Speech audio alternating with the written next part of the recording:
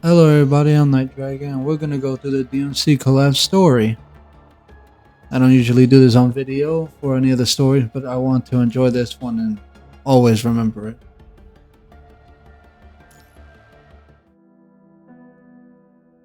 Alright, recording switch here, maybe. Oh, it's already. The man in the frame walks to the office chair and lowers himself into it. He tugs at his lab coat, tightening it around his grunt grant frame, grint frame, like brow. I am doing terrible at this. Oh my goodness. I mean, I should have just went to sleep. I'm Fano. I'm Thomas, not Thanos. I'm Thomas Hall.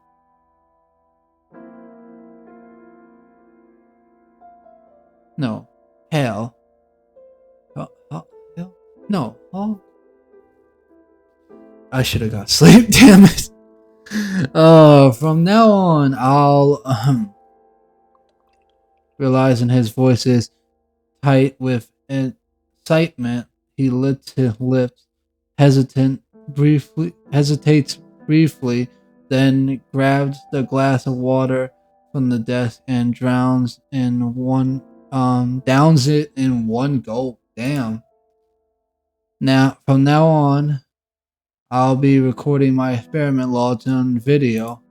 So, experiment log entries A0001. The man leans in towards the camera, his face slightly warped by the wide angled lens.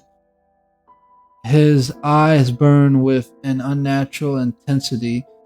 Their gleam cutting through the pixelated haze of the screen bright,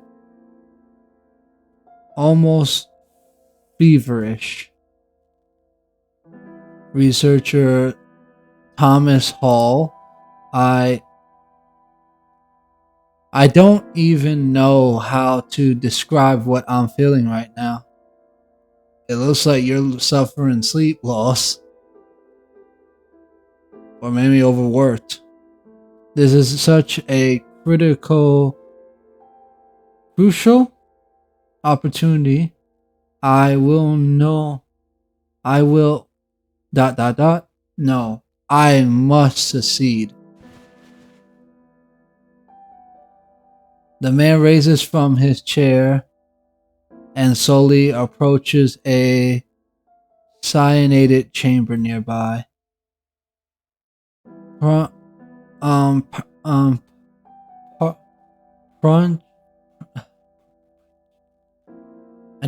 come on, brain. Front atop a pedestal. Atop a pedestal within the chamber rests a shard resembling nothing more than an ordinary stone one might find along any roadside. But Thomas knows the infinite possibilities hardened within this shard, all because it comes from the hurdle tower. No way, how did you get that? I will reverse everything. His voice is firm, devout as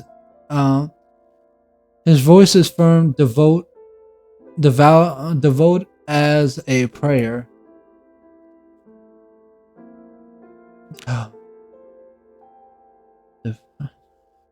I don't know what the hell I'm wrong with my reading today. Recording begins. Experiment log entry. He gives a slow spin in his office chair, letting his body settle naturally against the backrest. Guess I should make future logs more formal. My mentor always stressed the importance of regular Ahem. Rager? Rager? Ahem. Back to the topic. And experiment log entry A-0014. Researcher Thomas Hall. The 14th experiment has concluded. Still no response as expected. This is just the brief darkness before dawn. The situation will improve soon.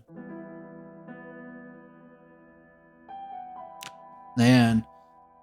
Experiment log entry B dash. Oh man, he looks sadder in this photo. 5042. Researcher Thomas Hall. No progress in the experiment. That's not good. He runs his hand over the rough shadowing his chin. Shadowing his chin. His voice low and grave. No time to waste. I still have much to do. My dude, how many logs? Experiment log entry C-02151. Researcher Thomas Hall. Alright, I'm gonna stop reading that because that's getting a little throwing me off for some reason. The man sits in silence for a long while. The quiet grows heavy, thickening in the air until it feels as tough as though he might drown in it. Another failed experiment. I was prepared for this, but yeah, you still is devastating, huh? I understand. He throws himself back into the stagnant water.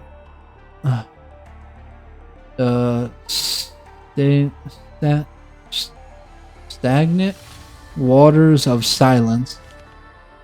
Man, these words, they're definitely... I did not expect that mixture of words. I don't know why. They always do this to me every time I read. Make me always have to reread my stuff.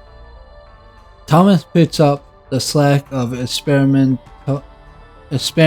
data from the table beside him, scanning the numbers once more, though he's already checked them countless times. The gibbers,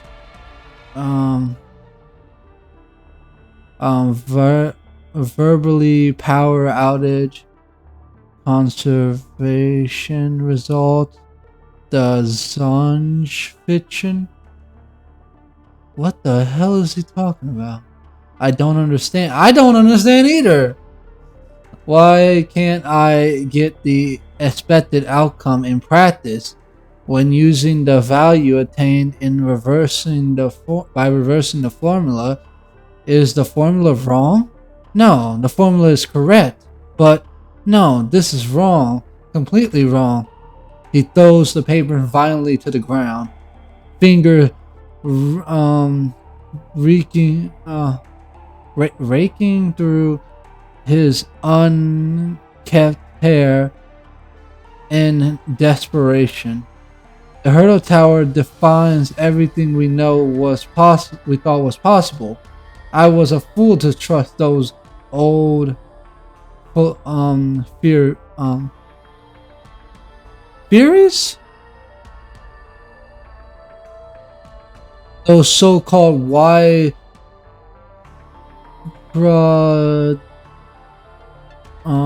predictors were nothing but a bunch of... Wow, he's using big words to really disrespect them. I don't know what he's saying. Dominic was nothing special after all. Oh. Really? I'm going to derive a new formula. Time will be mine to command. Oh no. After reaching the conclusion, Thomas silently raises and turns off the camera. That is not good that this dude is Experiment log entry C-1564. Researcher Thomas Hall. Failed again. Camera flickers on for a moment, then off again. Wow. My dude is dedicated. I'll give him that. He is dedicated. Experiment log entry C-1677. Failed. Experiment log entry C-1754. Failed. Wow, he's not even showing up. And well, actually, he probably is, but this is just to save time of putting him back up and down. Experimentation log entry C-2065. Failed. Wow, this is so many fails. And that's not including all the ones after and before those. Experiment log entry C-2480. Because I know he ain't going by this amount of distance and number. This is like multiple tests. Failed. Failed. Failed. Failed. Failed. Failed. Failed. Failed. Failed. Failed. Yep. That sounds about right.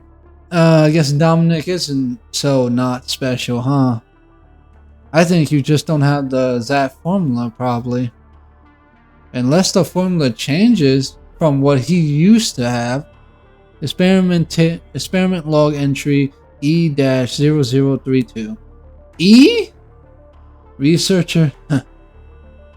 Who else but a luminate like me would do these experiments? He lets out a self-depicting chuckle. I don't know why I can't read that. I have an idea. It's risky, but I want to give it a try. My mentor knew what I was thinking. She'd be furious. But in the end, someone medical like medical like I don't know the medical meteorological like me meteorologist like me can only resort to this kind of method. His words gradually fade away, yet his bloodshot eyes glimmer with the ghost of a smile. Oh, that's crazy. His thoughts drift back to long ago when he wore not the white coat of an experienced researcher, but the humble garb of a still green student.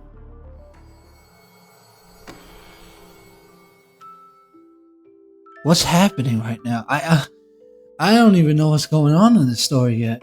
During a tranquil afternoon in the academy building, Thomas Chuckle clutches his papers and eases open an office door with cautious hand.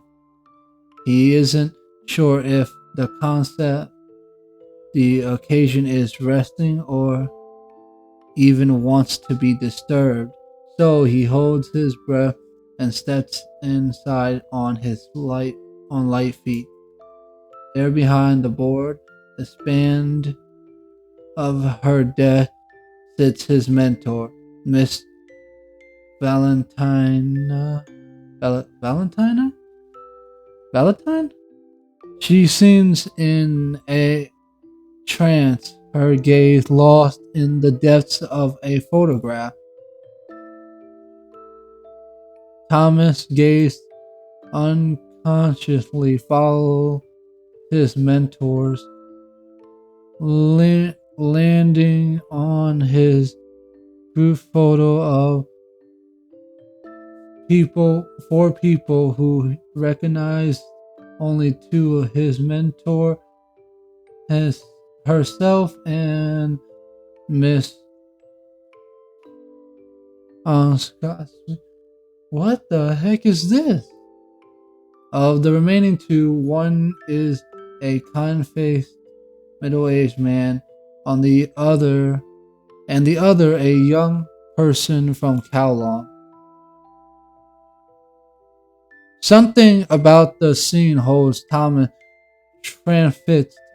An indescribable tension hangs between them like an invisible wall, making him hesitant to interrupt Valentine and pull her back to reality. But Valentine noticed him anyway. Curious. Sorry? Thomas didn't respond right away, taking a moment to realize Vira is talking about the people in the photo. Who are those people? They are the people who changed this world. Compared to them, most people in this world are just, I don't know what that is, myself included. You're being too modest, Miss Valentine. The director of Science Council could never be considered mediocre, I think is what that is. Valentine chuckles at his words and waves her hand at the young man. Her voice tingled with melo. I don't know that word. I'm moving on. How am I not mediocre? I'm probably wrong about these words, but bear with me. I have not read these many big words in a long time, and I'm getting readjusted to them. Thomas shakes his head as if trying to dislodge the memories. His gaze falls to the paper strewed across the floor, and he squeezes his eyes shut in agony and anguish. You're right, Miss Valentine. How am I not mediocre? Only now does he understand what his mentor meant by mediocre, and the torment of being mediocre. Crimson alerts shriek throughout the laboratory, reaching Thomas. What?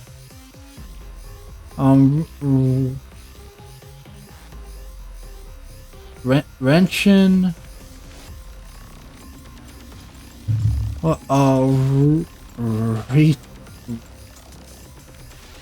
Waking up Tom. Shaking Thomas awake. I don't know.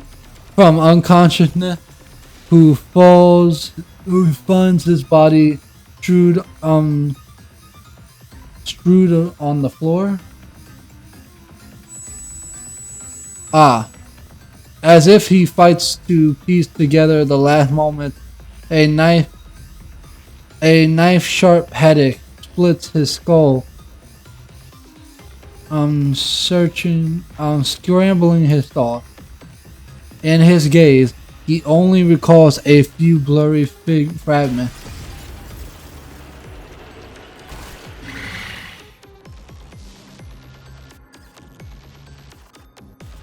Space, splintering like glass, a deafening explosion, a louder, cold, mocking, cruel. Humans. Virgil? What is happening? Dante?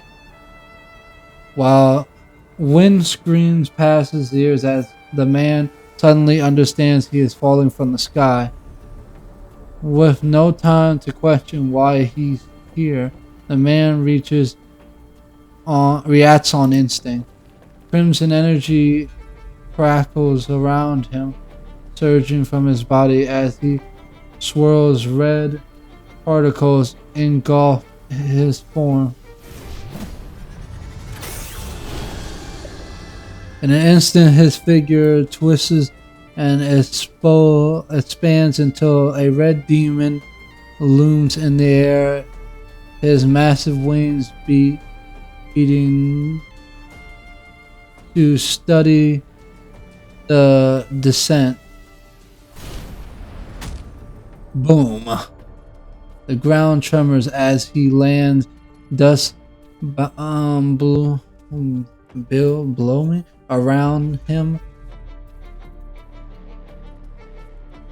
Then, just as quickly, the red demon shifts back to his human form.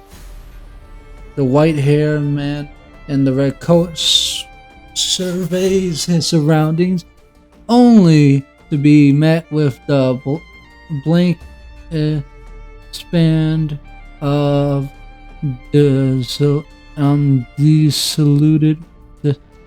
ruins. What the hell is this place? At some ruins on the surface, a white-haired man in a dark blue coat with green patterns also turns his gaze toward the ruins where red glowing mechanoids approaching ominously. The commotion of the landing has attracted the attention of these corrupted. Interesting.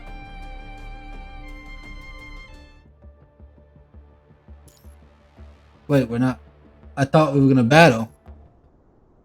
I foresee in the future the land wakes up from sleep.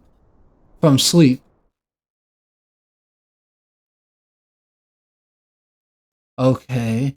So all that was just the intro to how they, I guess, got there.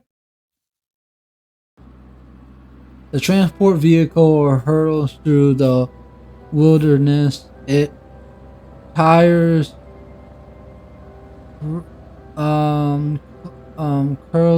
curling up a swirl of dust storm in its wake. The road, long forgotten and riddled with potholes, sends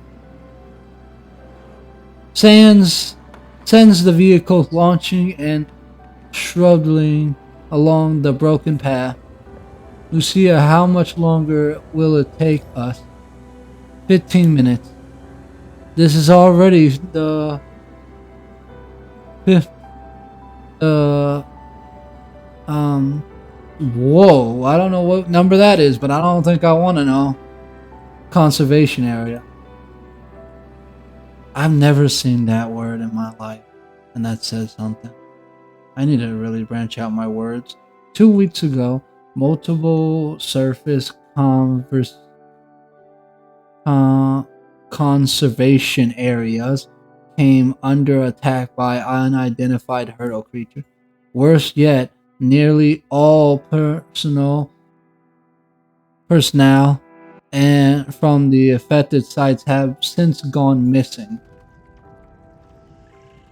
What started as a small scale intrusion has swiftly escalated, and the window to rescue the attacked conservation areas is closing fast.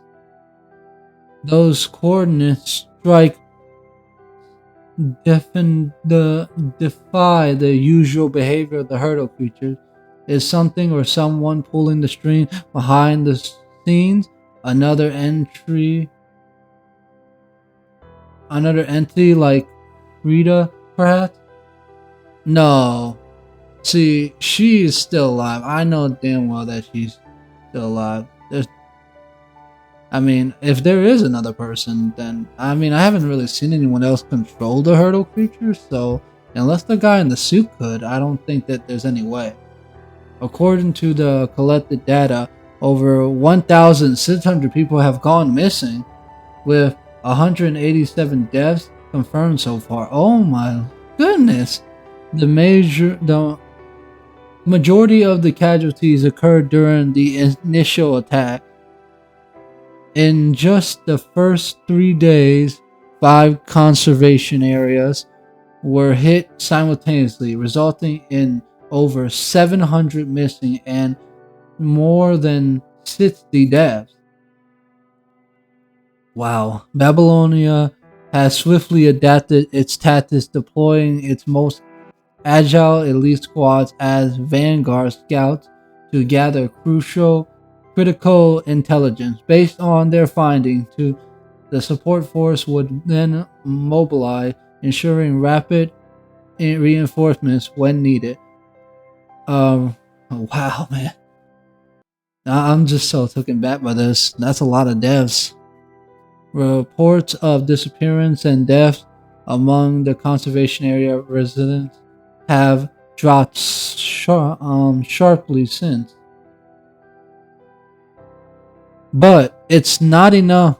No matter how fast Babylonia moves, the hurdle creatures always seem one step ahead, leaving defenders scrabbling to keep it.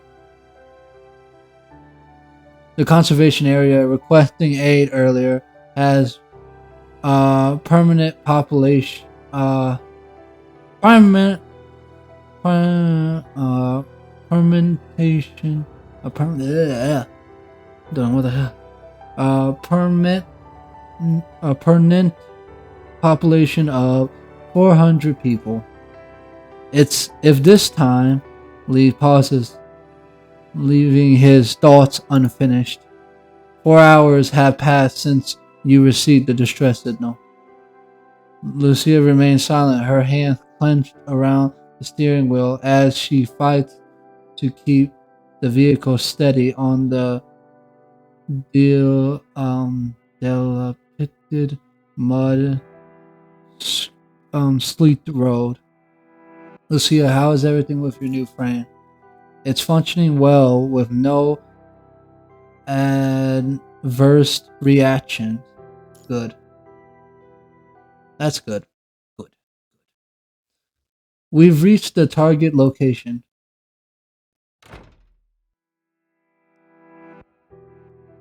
Wow. I can't believe it, man. So many people died. And throughout this whole story, I'm pretty sure lots of people died. I don't know how many people left anymore that's alive, if I'm being real. The vehicle rolls into the target conservation area. But only a deathly silence answers. The ground is struck with dark pools of blood. The walls riddled with bullet holes. The acid agate tang of gunpowder lingers, sharp in shape is in the still air.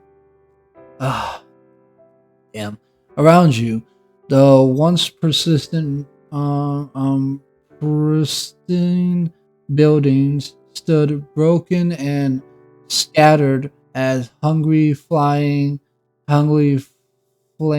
licked through the wreckage, devouring all they touch. Damn it, are we too late? Let's start searching. Lee, go up and keep watch. Understood. Leva, you're with me. Medical assistance may be needed. Copy that.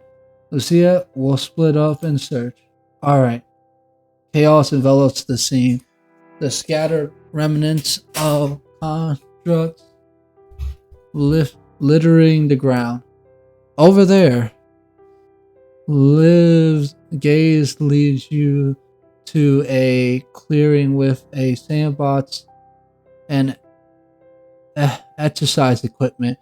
What appears to be a public recreation area nested within the conservation area.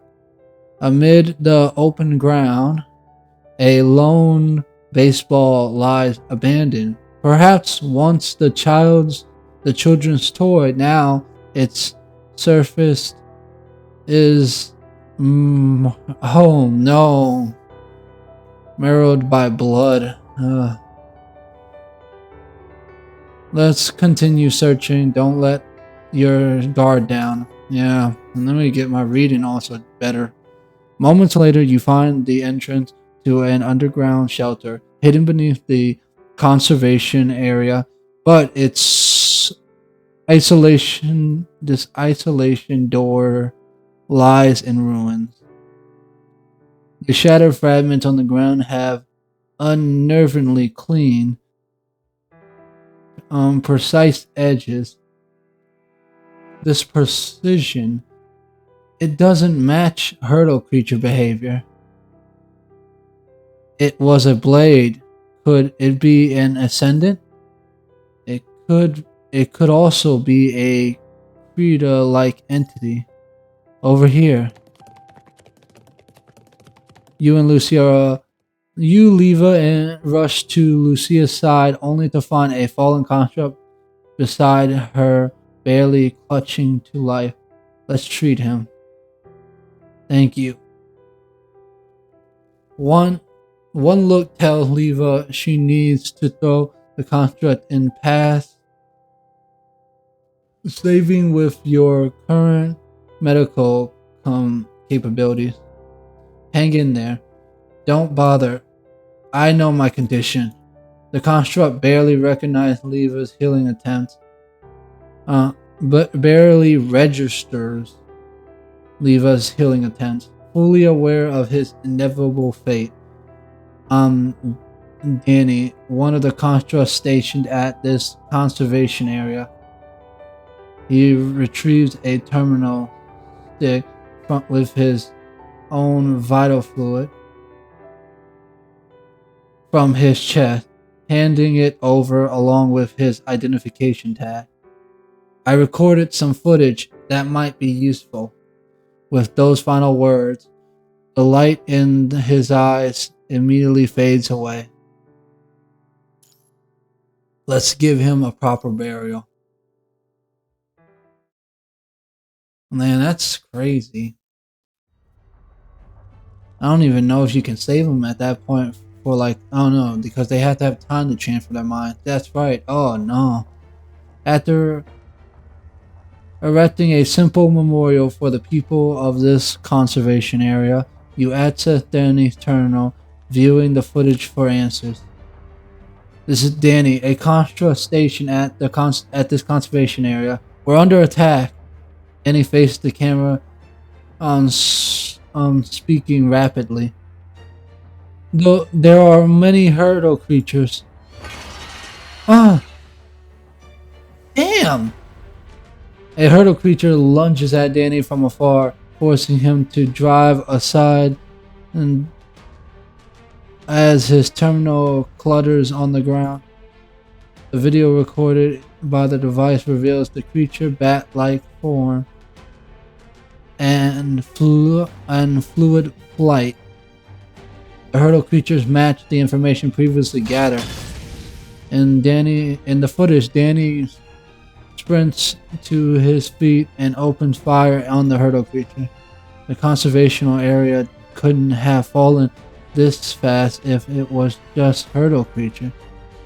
As if to confirm Lucia's word, Danny's resistance seemed to short-lived.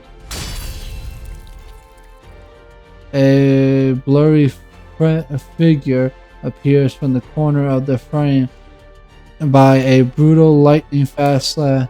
Danny barely manages to react, but it's too late. His blade shatters right in front of his chest in a splash of vital fluid. The unknown figure halts the response weapon gleaming briefly before being smoothly sheathed. Yet due to the camera's angle, only the person's lower body is captured in the frame. In the hem of a dark blue coat. In the rest of the footage, bat-like hurdle creatures descend in swarms, snatching up the remaining survivors one by one. The humans are carried off into the distance. Now, you find the answer to why the people in the attacked conservation areas all went missing. Let's report our current finding. Flying hurdle creatures spotted behind the mountains to the southeast. They're moving fast. Number? Visual estimate of around 40 to 50. Estimate time to engagement is about 30 seconds. Oh no. Assembled in BTB formation. Prepare to engage. The bat-like hurdle creatures soon descend upon the conservation area. More than 40 of them swarm in overlapping layers of their ghostly silhouettes, blotting out the sun, plunging the ground below into an eerie, bone-chilled darkness. Whoa! So they got the ability to make the ground. They circle in the sky. They're. Oh man. Ugh. Their shrieks and hollers rendering the air a cacophony like hell's own laughter, mocking the fraternity of the humans beneath them. Death reigns in their wake, their joy found only in the splatter of blood problem. Then as one peers away in a sudden drive, the rest follow in a synchronized frenzy. The swarm surges downward like a tidal wave. The attack has begun. Bang. Leon and Leva open fire in unison, unleashing a storm of bullets. Their shots tear through the hurdle creature swarming from above, while Lucia cuts down any that breach their line. The Grey Raven squad moves with practiced precision. If the four of you keep this rhythm, the creatures won't last much longer. But unseen, lurking in the shadow beneath your sight, another hurdle creature waits. Wait, what? It doesn't strike from the sky, but instead lunges forward from the ground. The moment it lunges to you, catch its shadow. Countermeasures flash through your mind, each considering and discarding in rapid succession. You could take it alone, but a careless move could leave you wounded or break the squad's current formation. Lucia, Roger. Lucia is already poised for the strike, her blade gleaming in anticipation. Once closer, the creature will need still. But something else moves faster. A blur too fast to track hurls into view. By the time you register the motion, it's already over. The hurdle creature crashes to the ground, shrieking, impaled. Only then do you see it's clearly a massive sword. The sword has a strange appearance. Its hilt textured like scars. Its hand grab his hand guard. Man, I don't know why I said grab. Tipped with 4 jagged totems. Half of the blade is now buried in the ground. A true devil weapon. Anyone who sees it would instinctually think of such a description. While you examine closely, the devil sword pinned into the ground suddenly dissipates into a red particles. Wow! From the direction of the sword come from, but the direction the sword came from, someone lets out an exclamation,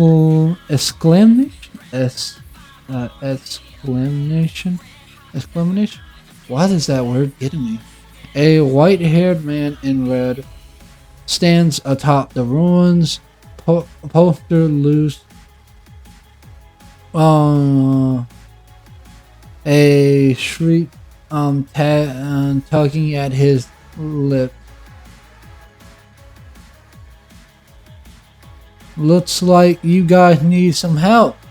Yeah, we do. Oh. I'm down to the... Wait a minute. There's been descriptions that I have been reading. At this moment, he finally understands the torment of being being mediocre.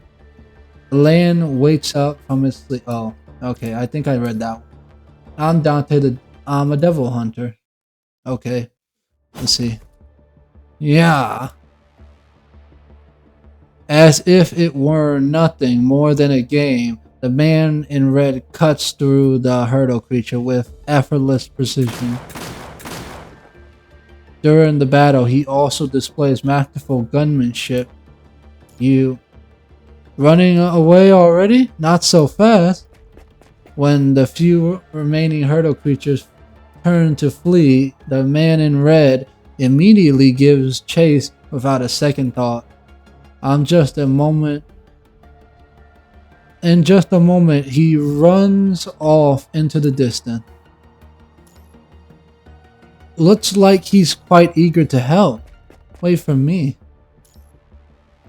Wait for me. A young person's voice echoes from another distance. Night Dragon? Hello? Have we met? Okay, apparently we met. This is bad. I don't know you. I haven't got that far in the story, so this is a problem. You once carried out a mission with Noctis and New Oakley. That's where you first met the mayor's son. Looks like you've already met Dante. His name is Dante. Yeah, he's currently staying in New Oakland. I suck at all names and know that, and now I apparently suck at words more than anything. We've come here following a distress signal from this conservation area, and surveys the ruins around and lets out a sigh. We still got here too late, huh? Has New Oakland been attacked as well? I don't know, bro. Yeah, we've been under attack by those bat monsters since 2 weeks ago.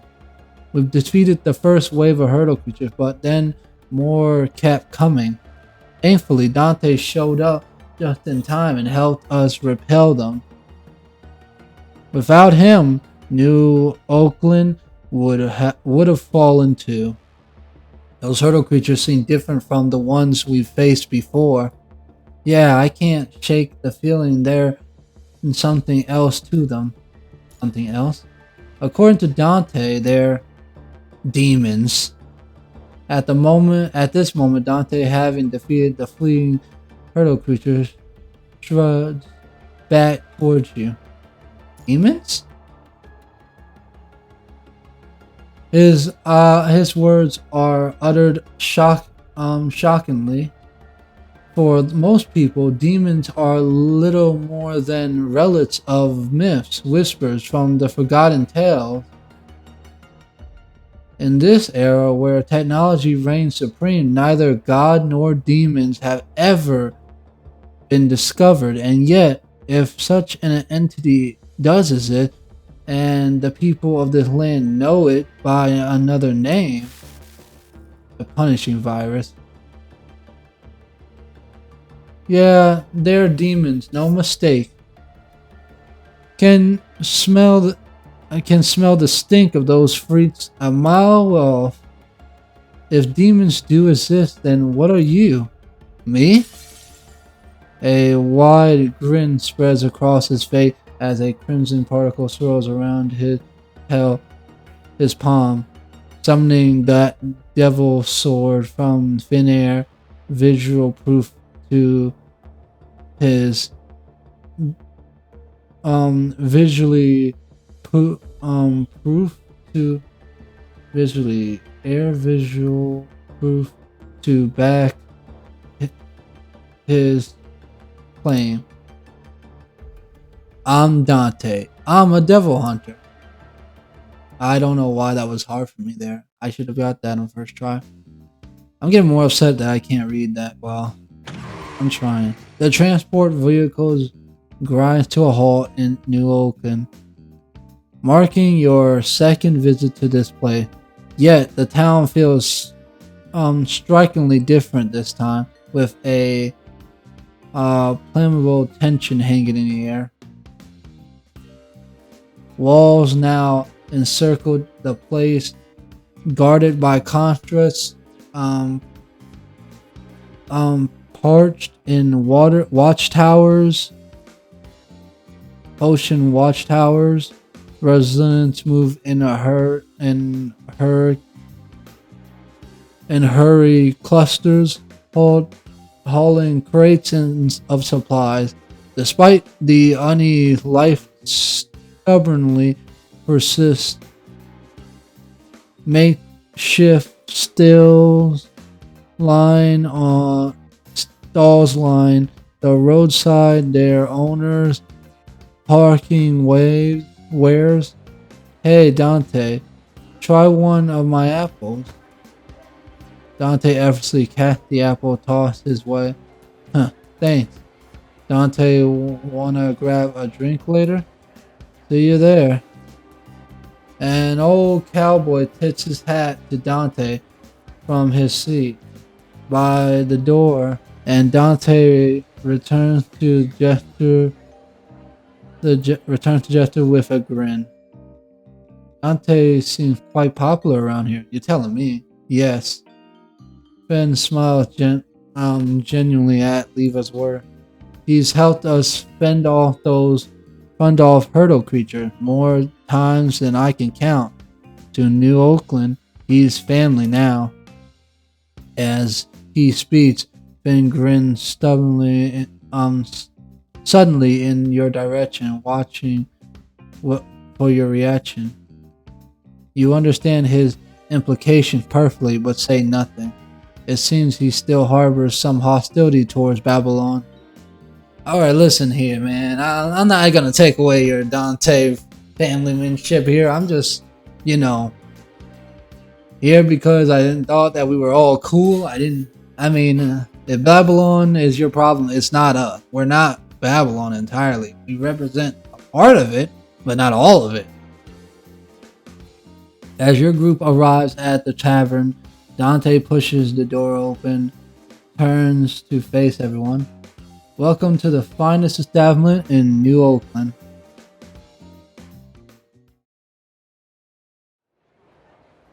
Despite the turmoil outside, the tavern hums with bustling chatter or blistering chatter. Perhaps most here have long since grown used to the uncertainty, to knowing whether they will live to see dust for them, then simply another day on the surface. Look who's back, Dante. Another round, and one for my friend Dante here. Cheers!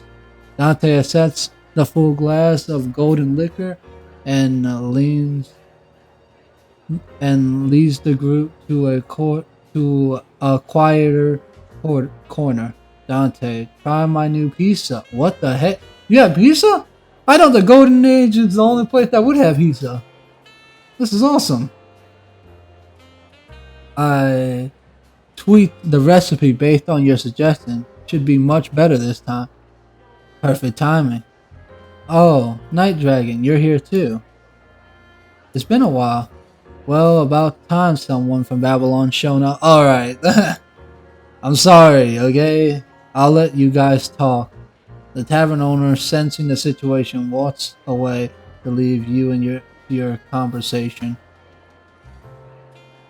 Leaning back into the sofa, Dante adjusts himself with a casual ease, his eyes fixed on you in silent appraisal.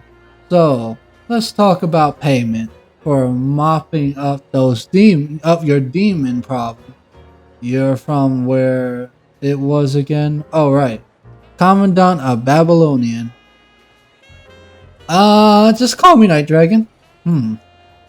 He takes a bite of the pizza, his face betraying nothing.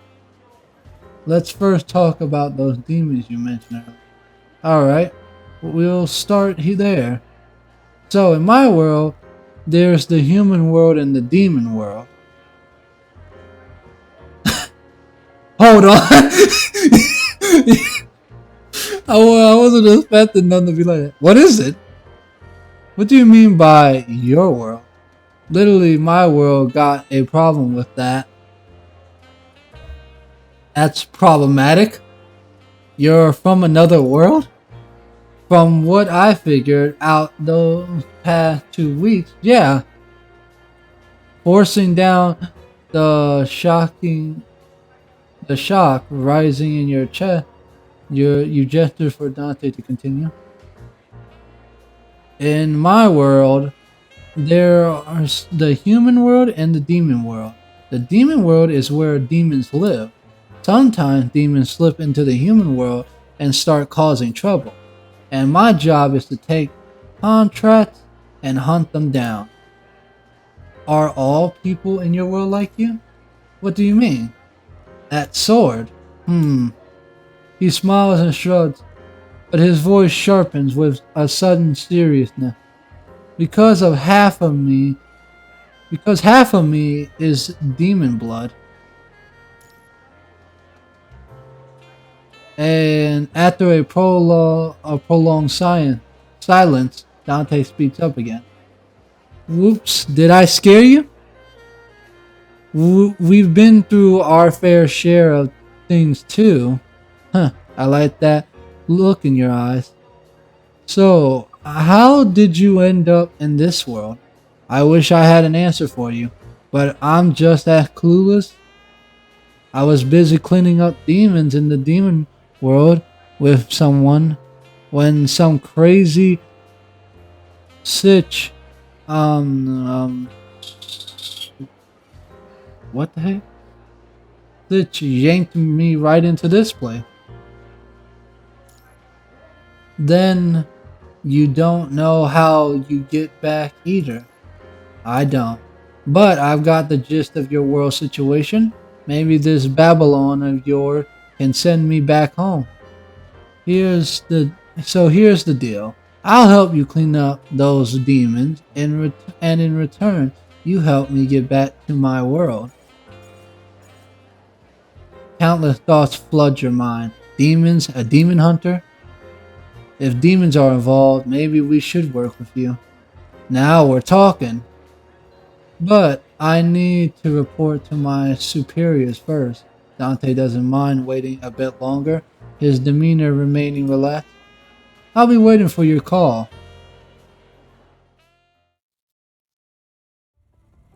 That's it for my conversation with Dante.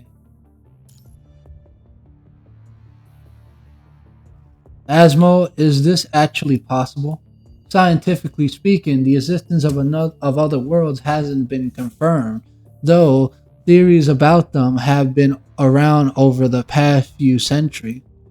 Plus, Asmo rubs his temple, trying to ease the ache that doesn't truly exist. It is what it is.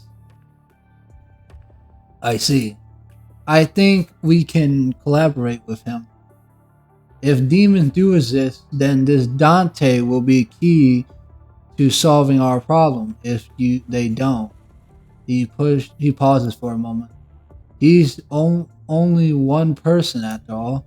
Agents, ascendants, even an entire entity like Creed, we've handled worse. One more strange is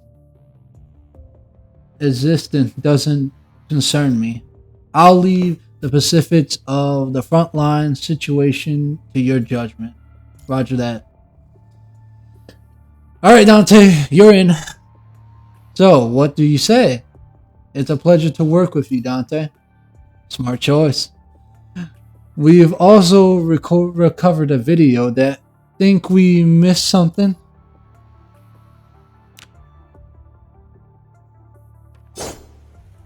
We played the video on the terminal once, and once again, the figure who delivers the flashes across the screen. Yep. Besides you, Dante's expression visibly darkens. A crushing aura erupts from him. Dante? It's Virgil. Virgil? He's my brother. The air turns to ice. Lucia takes a small step forward while Lee's right hand already rests on the grip of his gun. Dante catches the tension coiling between them, but pays them no mind, simply walking back to the couch and sitting down again. I've fought him plenty of times. Don't think he'll do something like this, but if this mess is tied to him, I'll handle him myself. Just as you are about to speak, your terminal communication line rings.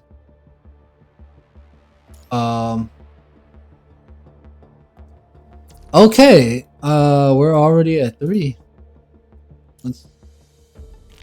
Oh, wait, I'm actually Virgil. I didn't think they were gonna put me at Virgil for this, but okay. Well, it would be weird if Virgil was against Virgil, I guess. Culture without strength. Culture without strength.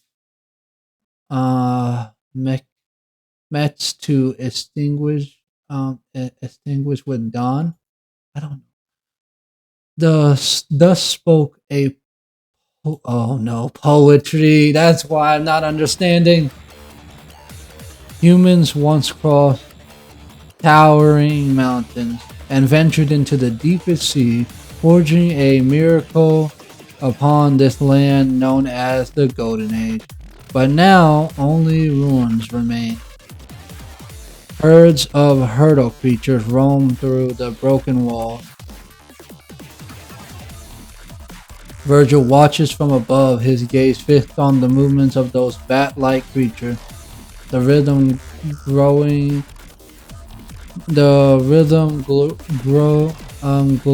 growl of an engine echoes in the distance, a motorcycle unmistakable in its.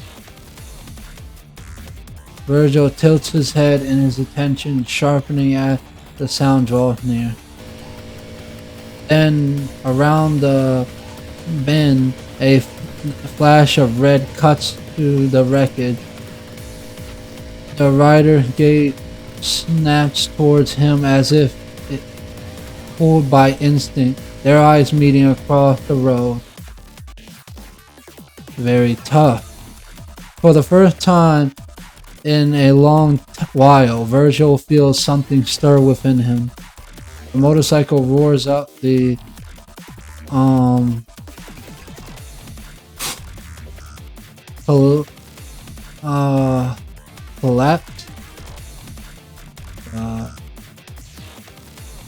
collapse? A collapse? Some slanting runes, engine swirling at if it charges towards the rooftop. At the edge, the front wheel lifts before the bike soars across the gap and slams down onto the next rooftop. Virgil watches his usual disdain for humans, mercenaries, mentally eclipsed by relented ambition for the rider's exceptional driving skills. I can't read. Soon the bike skirts to a halt on the rooftop where he stands, and the white-haired woman dismounts. According to the survivors who escaped the attacked conservation area, white hair, katana, dark blue coat.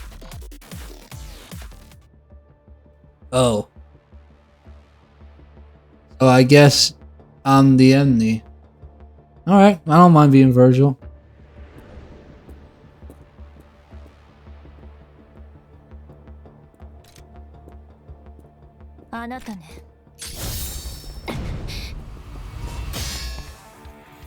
You're the one leading those hurdle creatures. Damn. Yeah.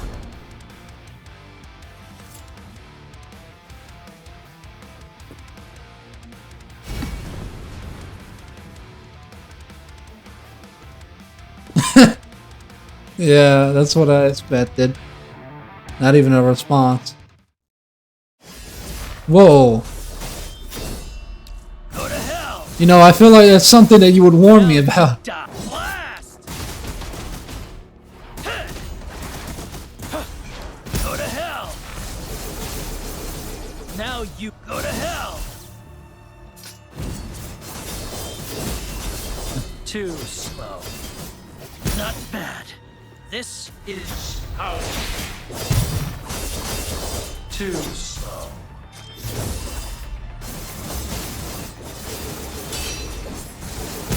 You shall die.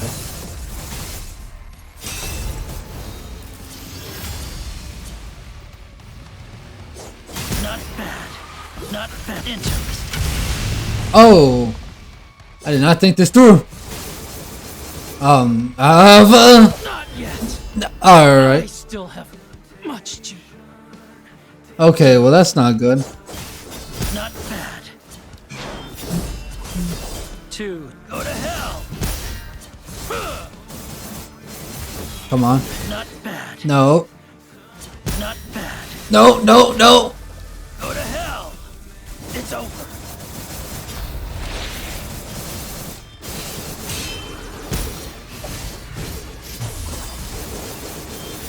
Now you die. Too slow. Excuse me? Wait, you're not gonna make me actually fight hurdle creatures, are you? I'm kind of already done with an alpha, so that kind of feels a little bit... Okay, I was about to say.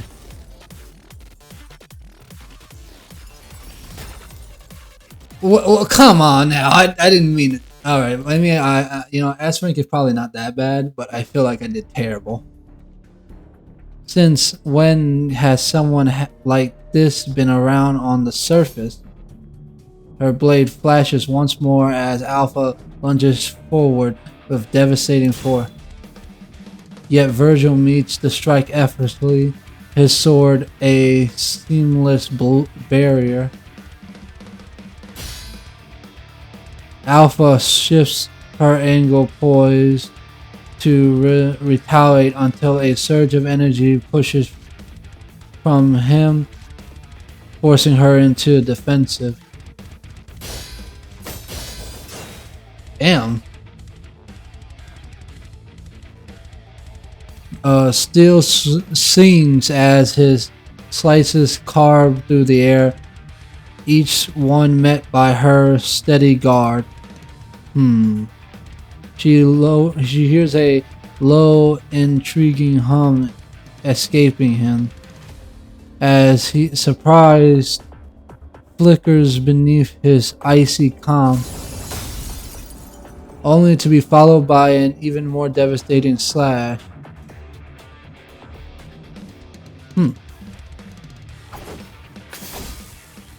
Lightning crackles as Alpha answers with an equally devastating slash.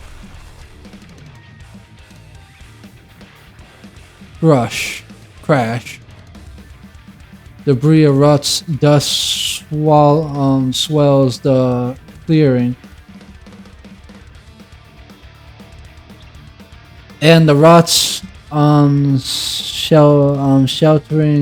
shattering and rain down around them.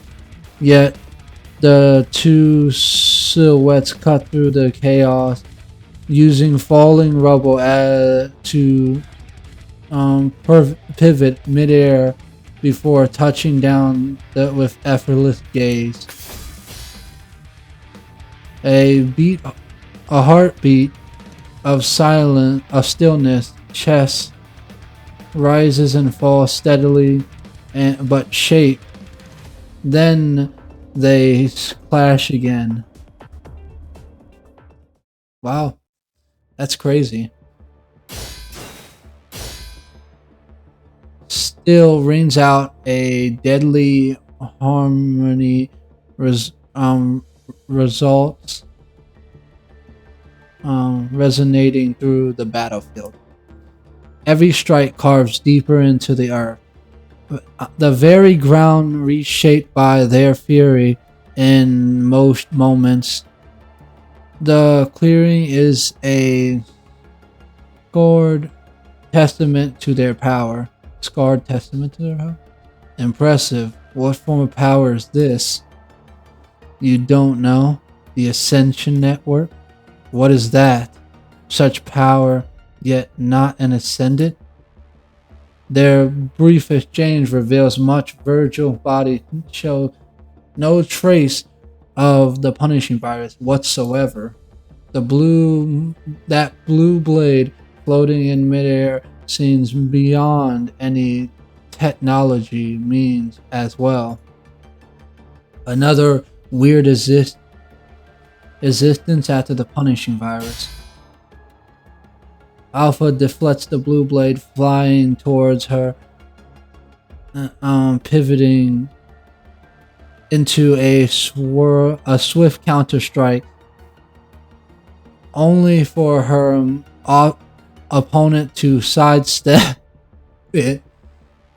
And then the bats I saw just then, a hurdle creature lunges from their flock. Instinct drives her to hurdle her short blade, but then she noticed the hurdle creature isn't targeting her. With that realization, she holds back her attack. Spotting the hurdle creature, Virgil instantly summons his Mirage Blade to strike. Impaled, the beast crashes to the ground. Its twitching form grows still as life bleeds away. The hurdle creature is attacking him. The hurdle creature's attack is only the beginning. More of them surge forward, closing in on the two. At that moment, Alpha realized the man before her has nothing to do with the recent disturbances in the Ascension Network. It seems I have the wrong idea about it. I apologize. Time out. Virgil falls silent for a moment. Sure. Alpha is the first person Virgil has been able to communicate with since coming here, and he finds himself intrigued by the man she mentioned, the supposed leader of the hurdle creature. Let's get rid of those hurdle creatures first. Hurdle creatures? Virgil mentally notes the term while his face remains expressionless. Alright.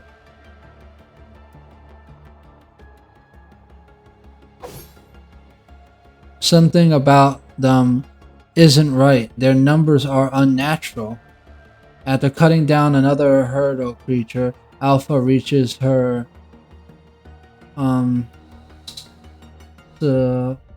suspicion. Normally, those creatures don't actively attack ascendants. Well, this isn't normal hurdle creatures. Even when some do become aggressive, they usually retreat after a few are slain, driven by self-preservation. Yet these hurdle creatures in front of them act as if they don't fear they don't feel fear at all. I have observed them. They seem to be searching for something. Alpha recalls the recent uh, anomalies in the Ascension network. As I suspected, someone is pulling the strings behind them.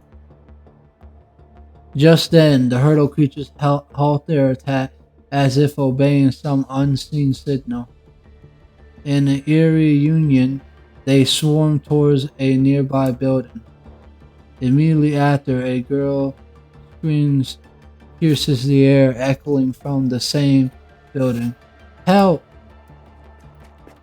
Alpha frowns deepen, but she still decides to sprint toward the cry for help. Wow, I sucked. I got my butt whooped. Your comms ring at this moment. The incoming call displays no name, only a jumble of code. No name? It can't be.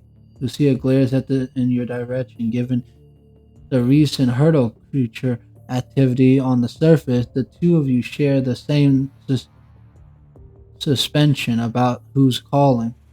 This direct intrusion is a communication method Luna's group often uses. Could it could be them. Maybe the ascendants affected too. You've answered the comms, and Alpha Faith appears on the screen alongside a white-haired man. Virgil. So this must be Virgil, the one Dante mentioned earlier. But why is he still with why is he with Alpha? Ugh. Hey, Virgil, what the hell's your deal with those hurdle creatures? You can smell it too, can't you? That reek of demon all over them? Dante's face tightens with uh, uh, with agony. His words leers with anger. Don't tell me you're behind this mess again, you bastard. Fool. I haven't the slightest idea what you're referring to. I only arrived here hours ago. Their argument escalates so quickly that neither Alpha nor you have a chance to get a word exchange. Casts a questioning look at Alpha, but clearly Alpha didn't see this coming either. I know. It's the mirror demon. The Dante and Virgil's argument abruptly stopped as all eyes turned to the timed little girl huddled in the corner. Alpha pulls her into the center. She's why I contacted you. Alpha points at the little girl. We just saved her from hurdle creatures. While they were trying to capture her. Whoever is behind all this, she's clearly the key. I'll let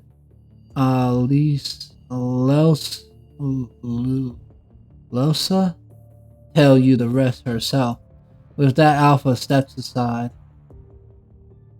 Her clothes cling to her, dirt sprayed and rum bearing the grim of days without washing.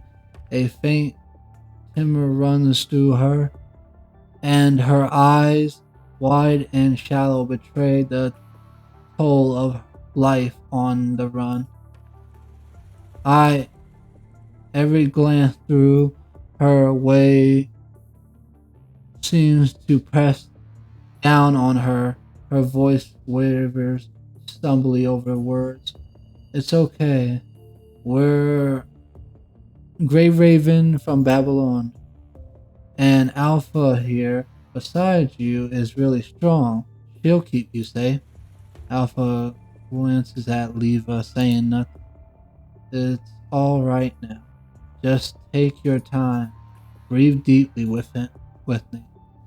After a moment, Leva gesture reassures uh steady nerves her nerves. I'm not gonna try to read her name because I suck at name.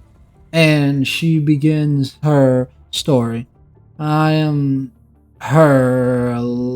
Lacey.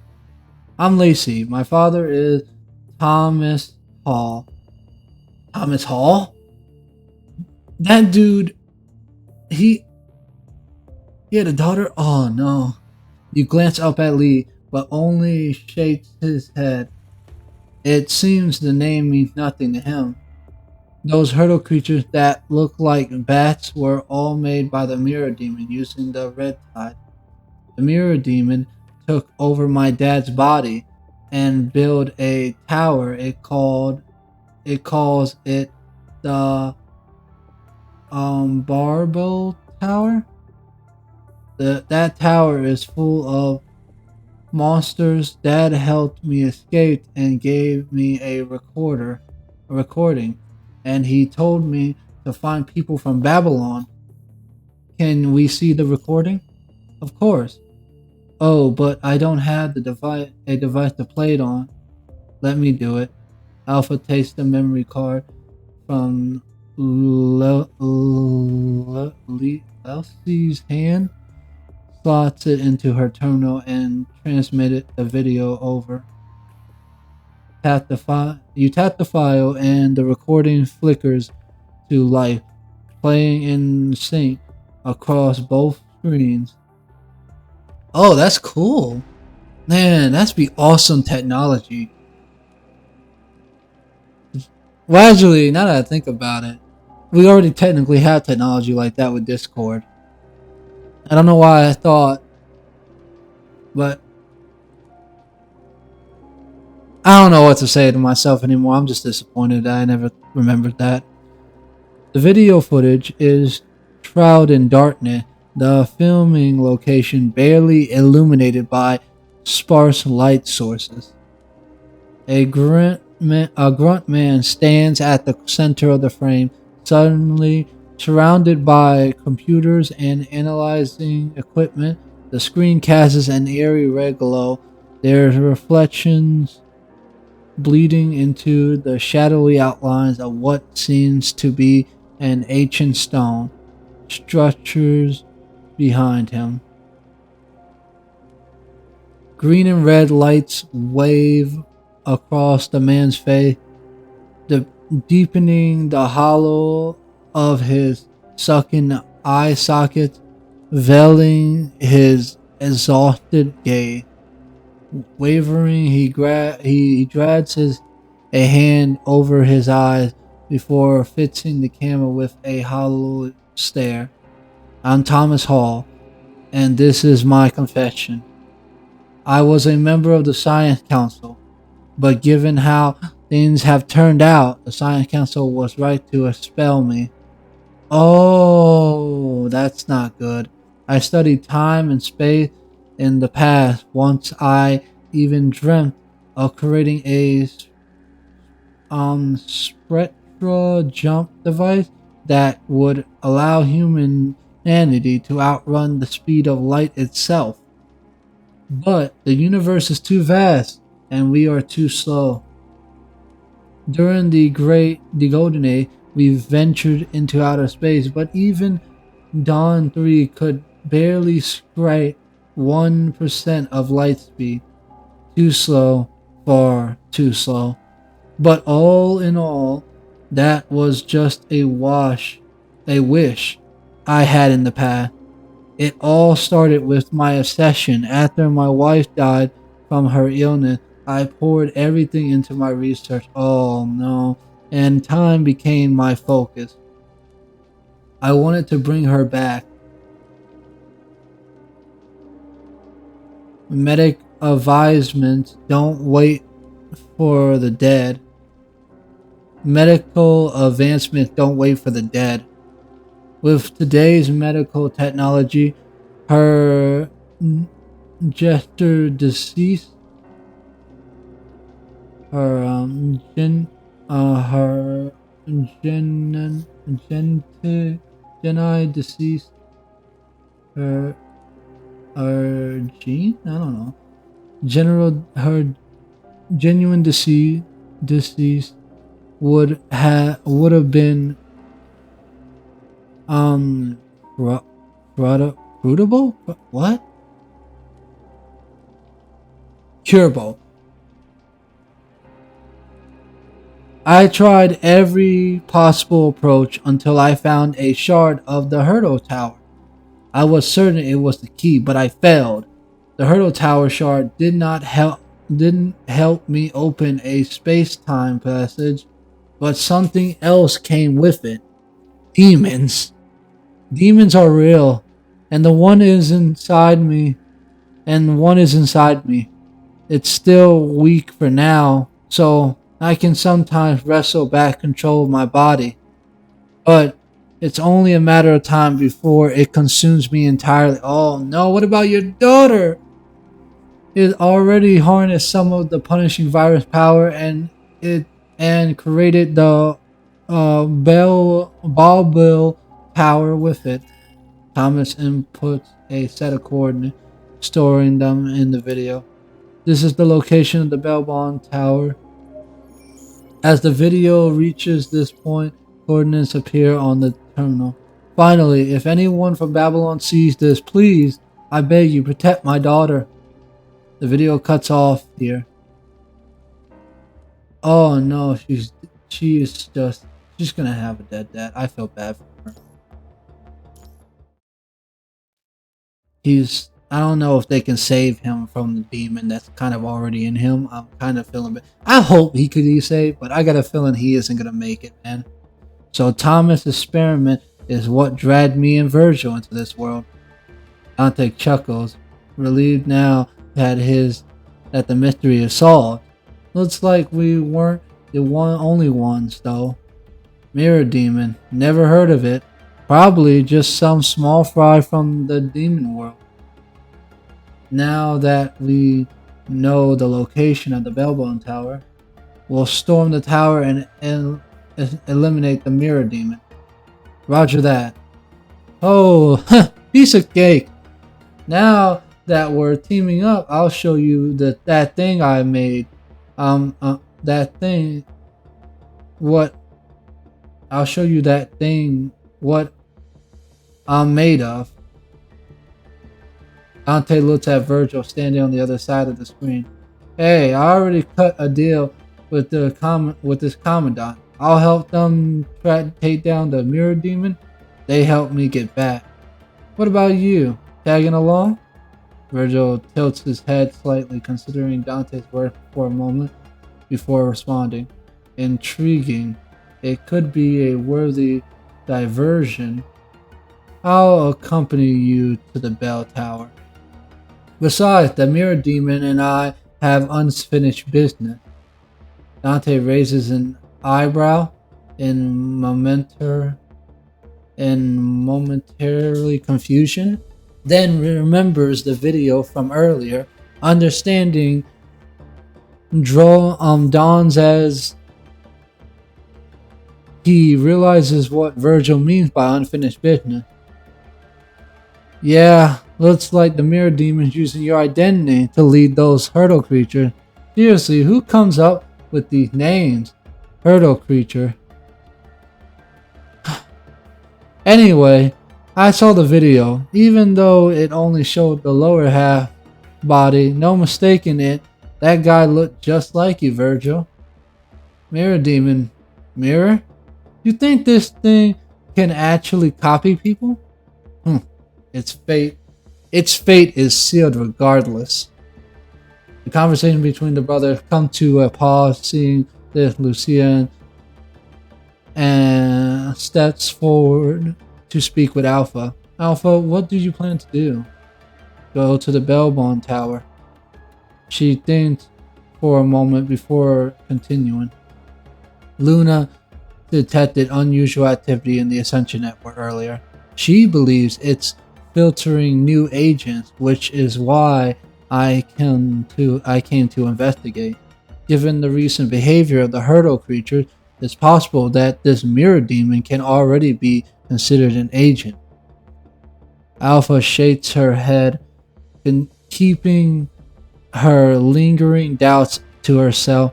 The mirror demon is neither construct nor corrupted, but how could it possibly be connected to the Ascension Network? Because I don't know, actually, to be honest. Perhaps the Ascension Network always holds deeper secrets yet to be uncovered. Luna, how's she?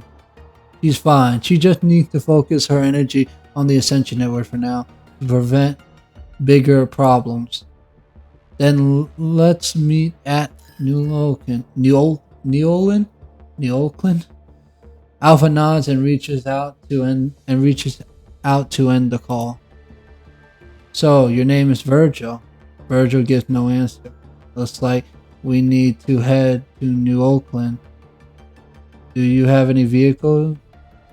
Do you have any vehicle to use? I don't need those. Yeah, that's so true, man. You can just open a portal. I didn't think he would do that so soon. All right. Virgil unsheaths Yamato. His blade trenches across in the air. A trail of collusion light lingers in its wake, and like a flower unfurled petals, space itself spreads along the incisions, revealing a yawning void of infinite black. Alpha watches Virtual action, a flicker of astoundment crosses her eyes. Did he just cut through space? But in the next moment, Virgil furrows his brow. The portal, it's not stable. The cross-shaped rift trembles, its edges waver like disturbed water, and gradually seals shut a moment later. Looks like you need to find another way to get there. Alpha's motorcycle isn't big enough to seat all three of them. We're not alone here. The distant roars of engines rumble through the air as a group of wildly dressed thugs approach in a pickup truck, equivalently adored with flashy modifications. Look at who we've got here. Those cute birdies. Consider yourself lucky you ran into the Black Wings. Hand over everything. Right on time. You dumb guys are gonna get beat up for that. I don't know why y'all thought y'all can win. You don't even know who you're in front of, and you already asking them to hand over anything. I wouldn't have even done that. This is the data sent by Night Dragon. Asmo, what's your take on this? Thomas Hall, that name rings a bell. I looked up information on him regarding the other world. There's a barely perceptible hint of anticipation in Nicholas' tone. I've already shared my thoughts on this. Theoretically, it is indeed possible. However, even with in-depth exploration in this field, we cannot estimate when we might reach any conclusion. Scientifically, Progress sometimes requires a touch of luck. Thomas, perhaps he hit the jackpot. Oh, that's a nice one. Okay, I get it. After speaking, this is getting longer and longer, I swear. I don't know how I can't read. Asmo recognizes the inappropriateness of his remark. He closes his eyes briefly, then starts again. That remark was inappropriate. Every researcher worth deserves respect. If possible, I need more of Thomas' research data. After that, I can provide new conclusions. Alright, I'll have Night Dragon recover the data. If that's all, I'll be heading back now. Asmo strides toward the exit. Just as he steps through the doorway, a thought flickers in the edge of his mind, and he pauses, glances back. Then he catches a sight of Nikolai and Herschel, their figure slumped with weariness, exchanging harsh words. Oh, and given the complexity of this research, I find it unlikely Thomas achieved it alone. He might have had external support. We're already on that. Asmo gives a slight nod, a silent nod, a slight nod, then turns and leaves. Could it be?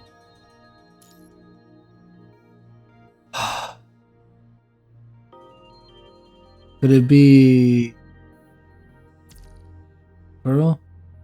I don't think that's very likely. Azo sits in silence, leaning back in his chair with an uncharacteristic melancholy.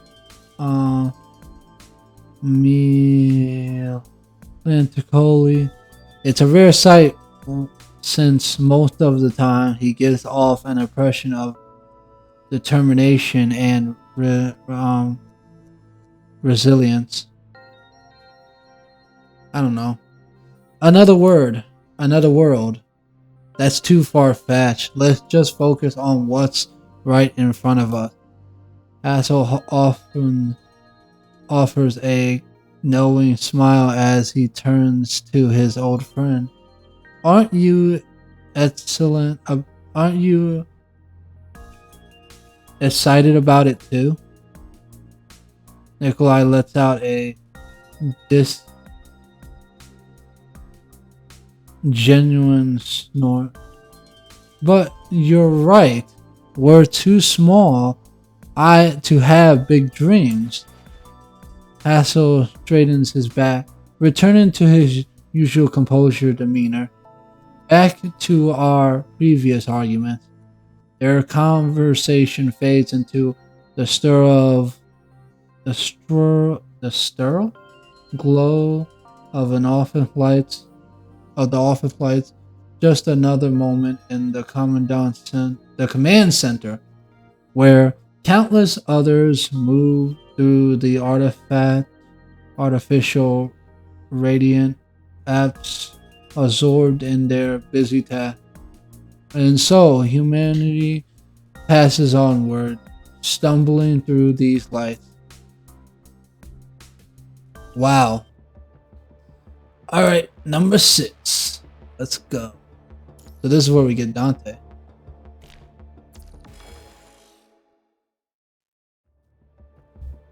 Alright. New Oklahoma. Logistics, we need ammo here. Right away.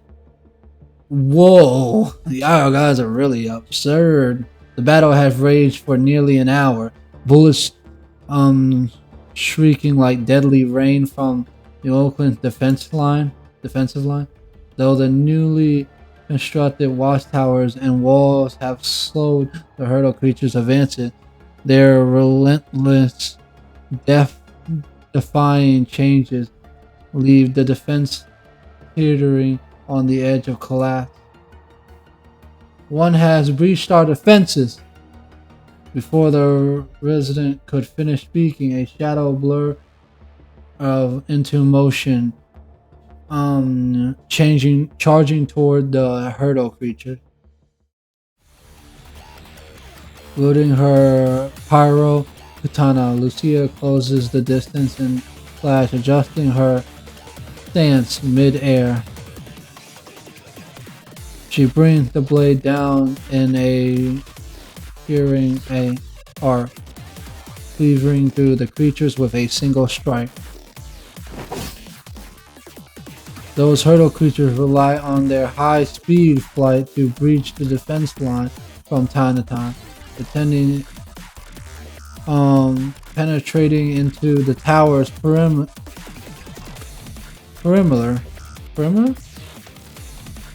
Lucia stands ready here, tasked with eliminating any hurdle creatures that make their way into the tower.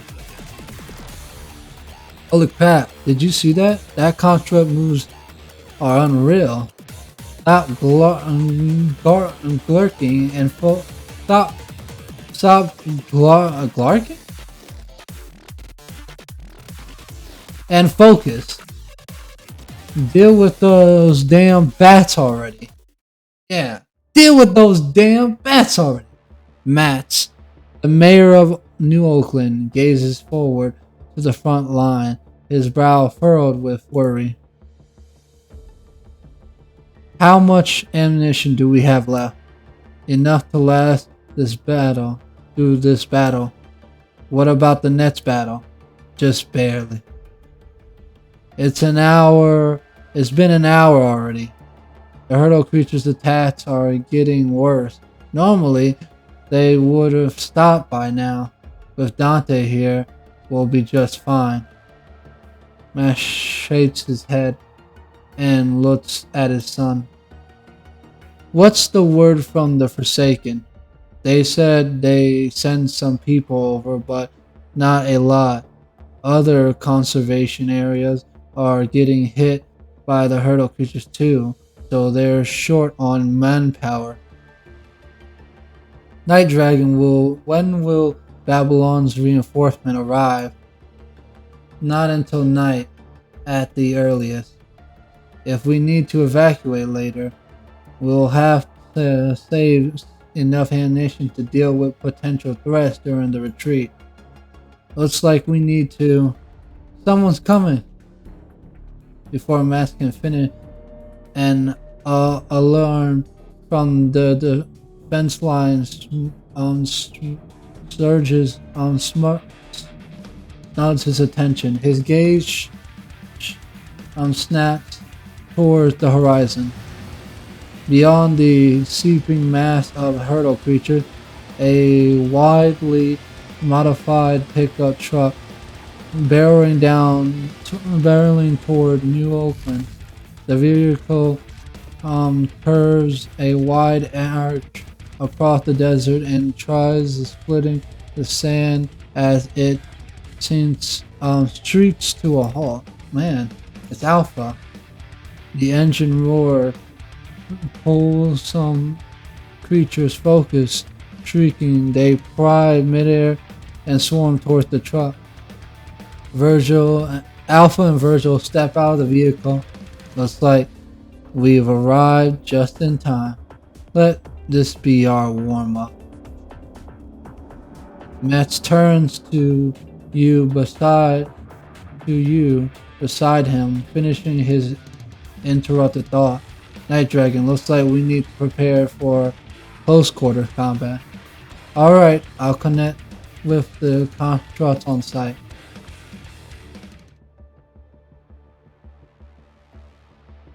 And imagine trying to manage that many people with one mind. I know it must be hard.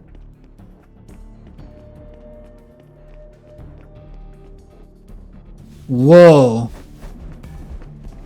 That's a lot of demons.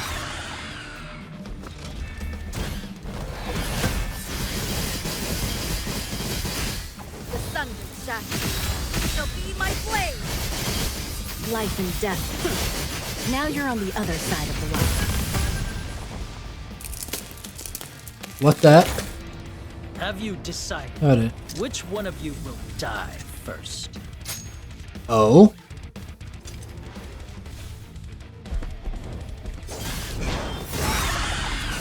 Go to hell! It's over.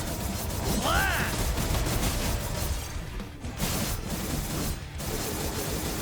Now you blast! Heh.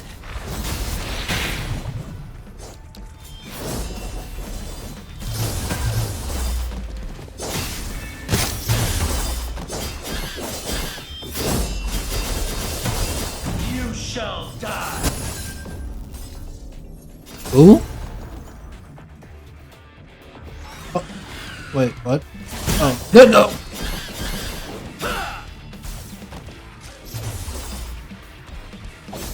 Ooh.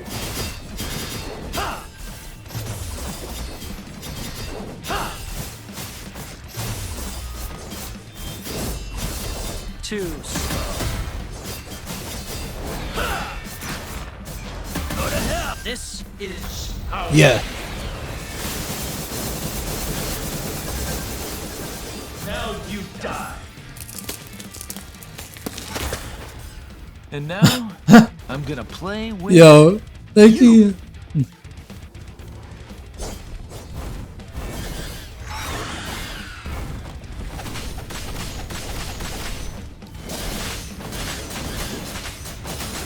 Let me Yo, that's show so you what I've cool. got.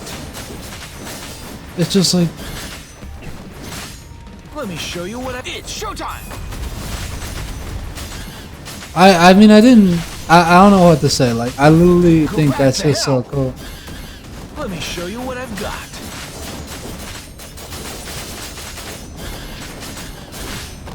Take this!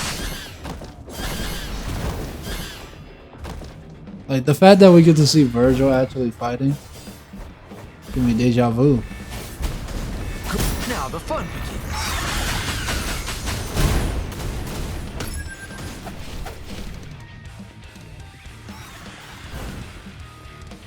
Oh. Oh yeah, that's right. Square's the jump.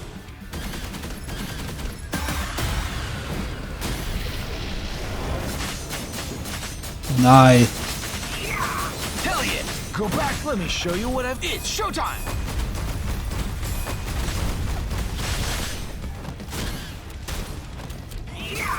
Hell yeah! Oop. Now the fun begins. Take this! Okay. Man.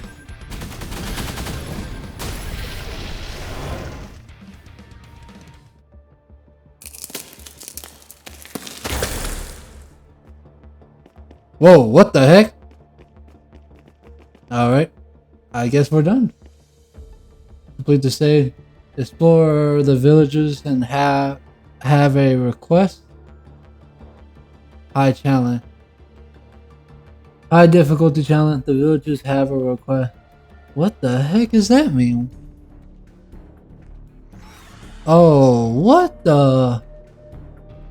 These demons don't give up, do they? And then I could leave, but that would just be rude. They need my help. Clearly. Let me show you what I've got. Raining bullets. Now the fun begins. Go back to hell. Finish. Let me. It's showtime. Ah, no problem. Wait. Wait, what? Oh, wait, I didn't know. Oh, wait a minute. Now, hold on a sec. No, wait, I didn't want to. Yeah, I guess that's good, but I didn't mean. I gotta do this later. I definitely want to like do more than that.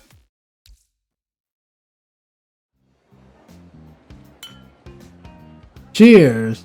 Compared to the residents of other conservation areas, the people in New Orleans seem to be born with thicker skin.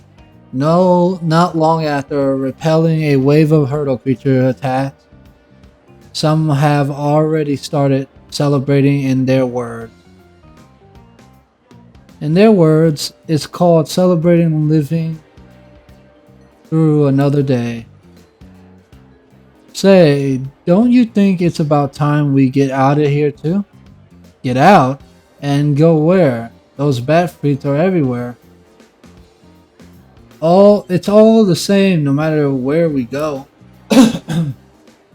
Forsaken Babylon's conservation area, anywhere is fine, just somewhere with more people around. Doesn't matter to me, I'm on my own. But if we really are leaving, it'll probably happen in the next few days. Looks like I'll need to pack up my bag tonight. Dante waves through the bustling crowd, 2 drinks in hand, and his gaze lighting up as he spots you tucked away in the corner. Slides into the seat across from you, and he pushes one of his glasses your way. Oh, thanks, Dante. Fancy a glass? Thank you. Not bad taking charge back there. Makes me think this team up might actually work. You're not bad either. Few can wield a sword like that. Huh. Wait until you see my other tricks. Don't you need to be with Virgil? Isn't he your... Don't worry about him. He's just not big on crowds. Dante drinks from his glass, not pursuing the topic any further. Have you talked to that girl? Yeah, I have. Doesn't know much about the tower. Thomas kept her away.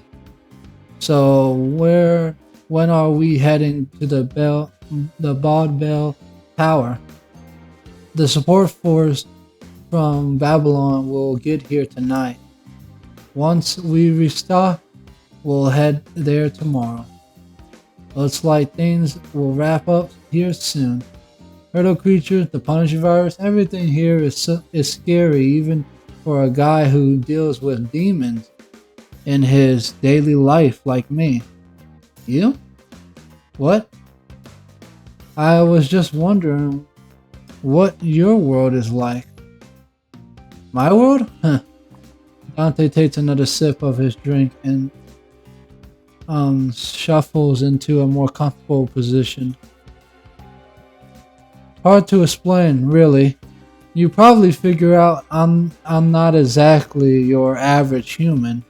My father came from the demon world, so half of me is demon blood. Demon world and human world.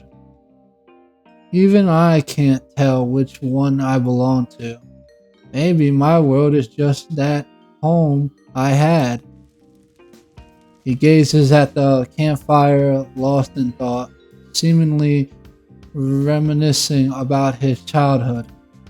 But time never flows backwards. Memories are like sparks in the air. Brilliant one moment, gone the next. At least he still has family. The thoughts surface in Dante's mind unbidden. His gaze drifts to a quiet corner beyond the campfire glow. Virgil leans against the wall, arms crossed, exchanging sparse words with Alpha beside him.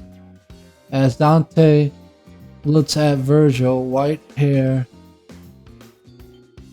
and that face looks like his own, he can't help but think of a certain young man, a smile tugging at his lip. Nero would never guess what Virgil and I are experiencing right now. Virgil feels the weight of his stare and leans over. Dante answers with a grin and raises a risen middle finger. You fool. Dante lowers his hand, then continues. The human world, nothing special, just demons causing trouble now and then, kind of like how this place would be without that punishing virus. While the demon world, he lets out a rising snort. Snort? That place is crawling with disgusting freaks. Nothing worth talking about. What do you think of this world? Well, he speaks with brutal honesty. I think this world's doomed. And yet, aren't you helping this world? Dante jerks his chin toward the campfire.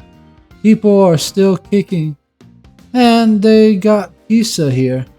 Could be much worse. The sound of an approaching convoy echoes from afar, adding to the town's growing clamor. Lee's message chimes timely from your terminal. The support force has arrived. Looks like it's time for you to get to work. He raises his drink, bringing your conversation to a close. Since we're hitting up the ball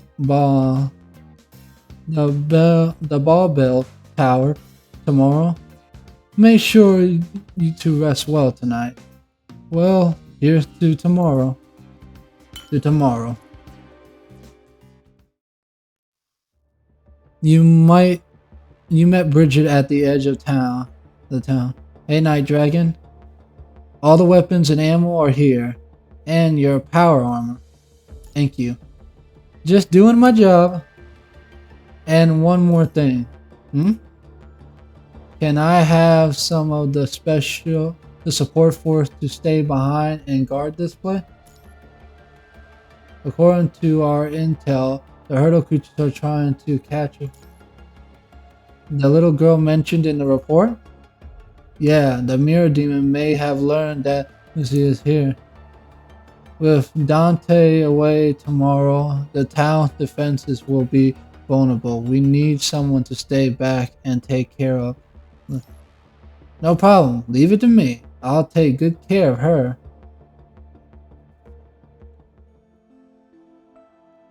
She strolls through the town, taking in the bustling atmosphere. After speaking with the commandant from Babylon, she can finally wash away days of exhaustion from being on the run. Though the drowsiness lingers at the edge of her mind, curiosity weighs out. She wants to explore the town first. Born in Babylon, she has never set foot on the surface before until now. It exists only in images and second-hand stories. New Oakland in her first real glance of a human settlement on the surface. Child? A voice cuts through her thoughts. She turns to see an old elderly woman in warm, crooked eyes, waving at her. I don't know what the heck. Can care to join me here for a moment? After a moment of hesitation, she walks towards the elderly woman. The woman cradles a bag in her arms. Seeing her approach, she reaches inside and pulls out a trinket. Here, try this. Oh, I don't know what that is then. I thought it was a trinket. Accepts the fruit, and I don't know what kind of fruit it named that. And the elderly woman pats the space beside her, inviting her to sit. Then she asks, "You're a new face. I take it you've just arrived in town recently?" "Yes." "Are you here alone?" "I have my dad, but he's not here right now. He told me to run ahead by myself." When whatever scene plays out in the woman's mind, her face is edged with quiet sympathy. Sure, wasn't easy. Sure wasn't easy, though. I used to have a granddaughter. It's not for that if not for that incident, she would be about your height by now. Surviving is what matters. Have you found a place to stay? If not, you're welcome to stay with me for now. Later on, if you could learn a trade, ma- machine repairs, gun making, bullet crafting, things like that. You'll find a way to get by. I do have a grandson, but he's not well behaved like you. Anyway, wearing those sunglasses and clothes with um spikes all over it, and her and his hair sticking straight up like some kind of rooster. Looks absolutely ridiculous if you ask me. His shirt have all these strange cartoon characters on them. He calls it anime or something. I don't understand a thing about it. But deep down, he's a good kid. These days, sometimes you got to act tough just to get by. Perhaps her appearance stirs old memories, or maybe it has been a long time since she last saw a child. Whatever the reason, the old woman rumbles on about her family. And don't let our Mayor Matt fool you. With that big, burly look of his, he's a good man at heart. Quite the romantic, actually. Realizing she's been doing all the talking, she offers an apologetic smile. Oh dear, listen to me rambling on. Once I start talking, I just can't seem to stop. That's okay. It's okay, ma'am. I enjoyed listening to you. Let's talk about you instead. Where are you? Where did you live before? Babylon? The elderly woman seems to taken back by the answer. Her expression flickered with pride, but she chooses not to pry further. My dad is really good to me. He always said he wants me to grow up safe and happy. He used to be very busy, but he still bring me little gifts at the work. And he was being a father while doing all those experiments. That's crazy. And he taught me to how how to draw. He told me he wanted to be a manga artist when he was younger, but life just got in the way. Then mom got sick, and after that, dad never really smiled again. The white hospital room flickered back into her memory. That most familiar place of her, place to her. And after that, her words tread off, her smile dissolving like a fading echo. After that, the other woman assures the girl is merely reminiscing about something sad and moves to comfort her. When suddenly bolts outside. Panic flashes across her face. No, not just panic. Something deeper, darker. A primal terror raising from the depths of her mind, like a creature crawling its way out of the abyss. It seizes her heart, threatening to pull her under. Then her foot catches on a stone, and she stumbles, but barely registering the pain. Instead, she curls into herself on the ground, her expression hollow yet echoed, edged with dread. What happened after that?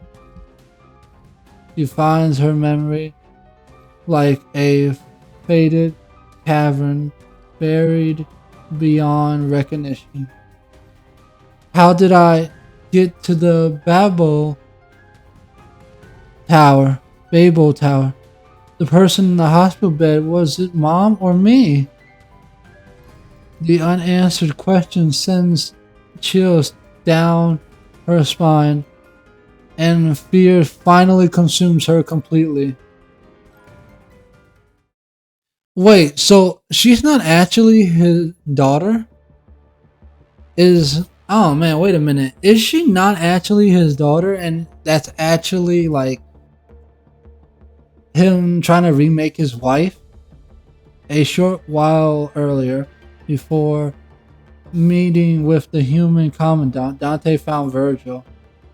How did you get here? I have no explanation. I simply appeared in mid-air without cause. Just like me. Dante stroked his chin, eyeing Yamato in Virgil's hand. Can you use Yamato to open a portal back? Portals aren't stable in this place.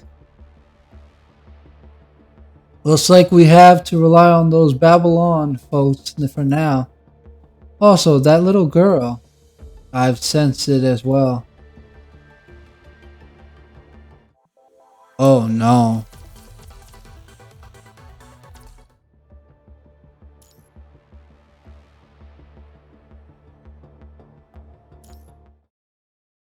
I don't know how this is gonna end, but this does not look good. I got a feeling that he tried to recreate his wife, and instead he made a young little girl of his wife, so it became his daughter. The next morning, everyone gathered on the outskirts of town. Night Dragon, over here. These three vehicles will go with you to the Babel Tower. Are all fully stocked with ammunition and supply. Thank you. The mayor is looking for me, probably to discuss evacuation plan. If you need anything, just talk to Sandfox. Sandfox? Why did you choose the name Sandfox? Well, okay. Hey, Night Dragon. Alright, let's move out. That's I feel like I would say hey bad, but okay. According to the coordinates, the Babel Tower should be just ahead. The Babel Tower is gone. Before your group is as far as the eye can see lies nothing but ruins. No, there's definitely something here. I can feel it. The demon's right here. Some kind of deception trick? Can we break through it? Do it? Can we break it through force? What's the punishing virus concentration? The concentration ahead is indeed slightly higher than the surrounding area, but it's quite mid, still within normal levels. Really? You retrieve a weapon shaped like a rocket launcher from the support force vehicle. The support force has brought enough Omni weapons. According to Alpha's previous conjure, the Mirror Demon may already be an agent level enemy, perhaps worth attempting to use an Omni weapon against it. The Omni weapon equipped warhead propels through the air before detonating within a deafening blast, as if colliding with an invisible wall in the distance. When the smoke dissipates, a jagged ripple hangs suspended in midair, its edges warping the light around it. So that's this game, hiding behind mirrors. No wonder it's called the Mirror Demon. Stanfox, let's give it a few more hits. Copy. The support for members bring out their remaining Omni weapons, launching multiple warheads simultaneously. After this explosion, the opening widens enough for a vehicle to pass through, revealing the full view of the Bell Tower. A slendering tower she in red tide,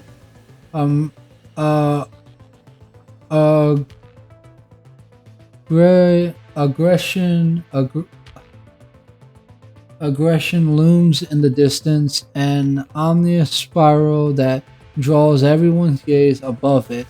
Swarms of hurdle creatures wail through the air, their presence dripped with propelled menace. The punishing virus concentration is rapidly increasing. Let's move.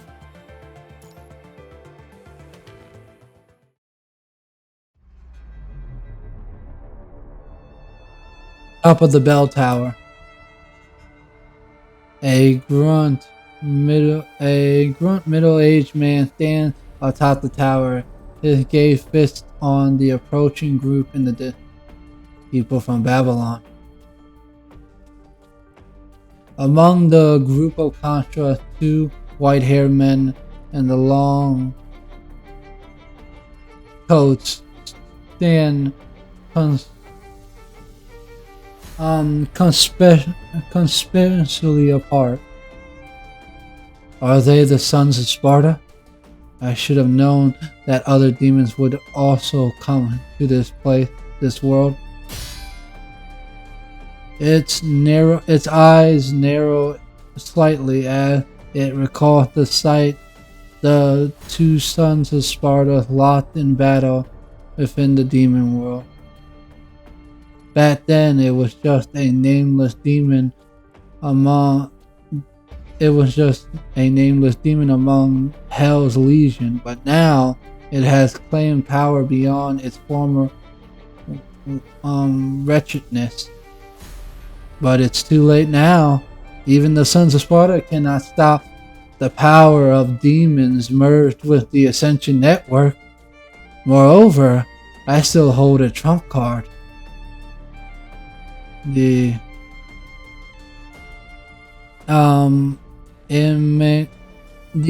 imitated man turns his gaze, locking onto the figure looming in the shadow.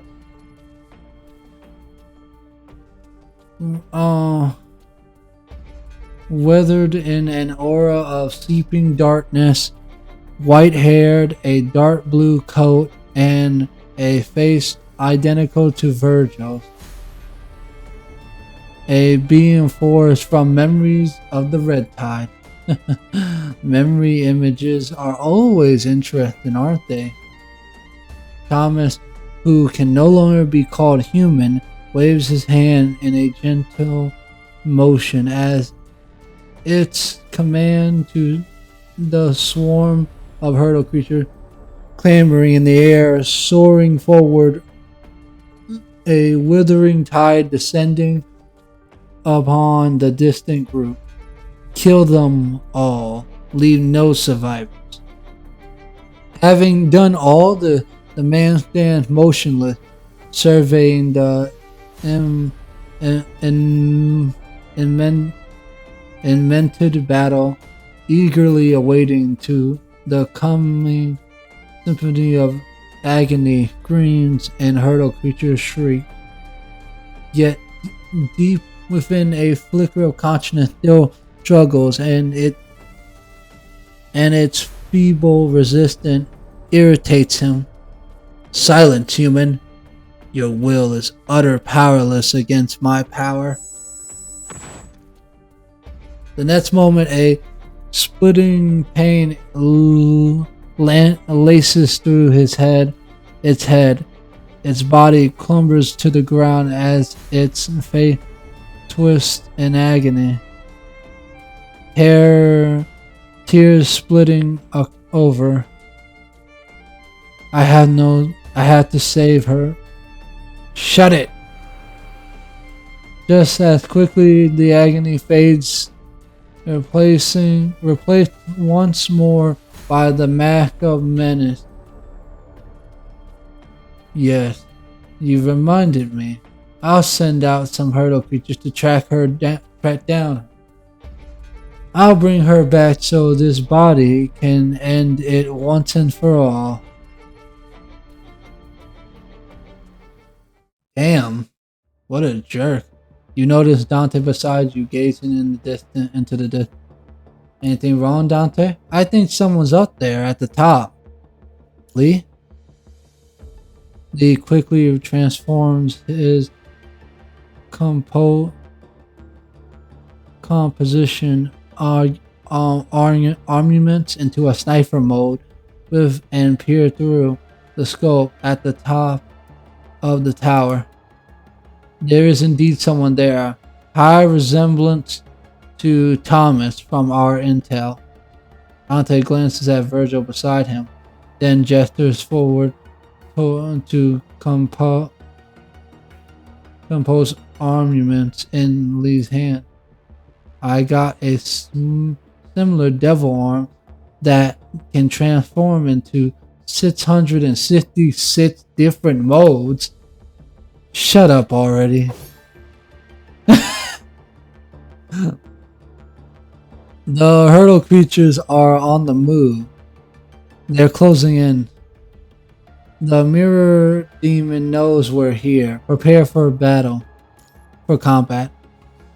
Like a plague of locusts, countless hurdle creatures swarm toward the cavalry. Full speed ahead. Roger. Get wrecked. Roof-mounted machine guns roar to life, bullets rippling through the hordes of hurdle creatures.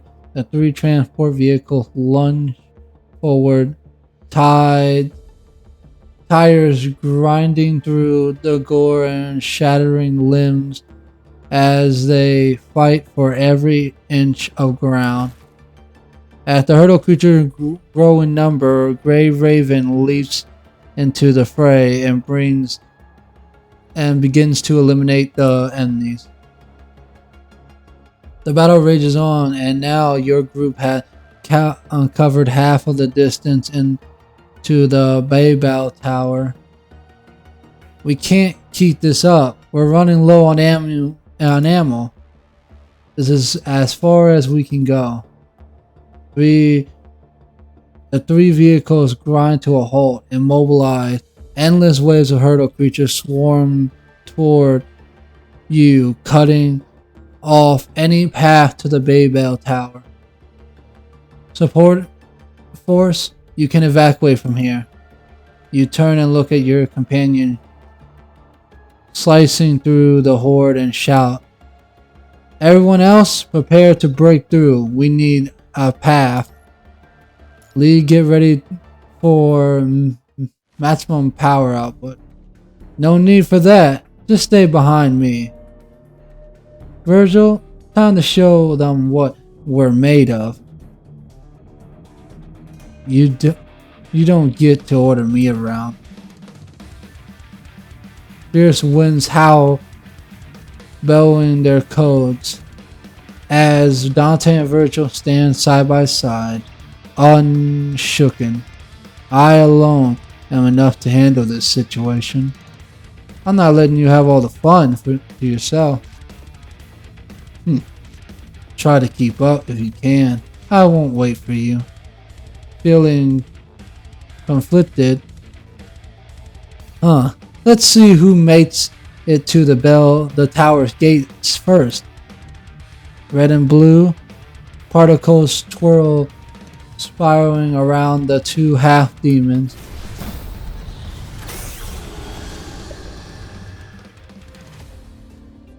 Then a powerful shockwave explodes outward, hurling all hurdle creatures back like ragdoll. Their human appearance vanishes without a trace, giving away to devilish forms as if straight from the depths of hell. Virgil shoots his sword at a blue spiral domain envelops the space around him. I will cut through everything. As Judgment Cut End is unleashed, countless slashes carved through the air, leaving only Dante untouched. Each blade marked with space itself, shattering it like fractured glass, tearing apart every hurdle creature within its domain. Now I'll lead by one. I haven't even said a dart yet. The two half-demons charge toward the bell tower, simultaneously tearing through the remaining hurdle creatures with relentless speed. Get close to them. Yeah, that's all we can really do, honestly. They kind of got this for themselves, to be real.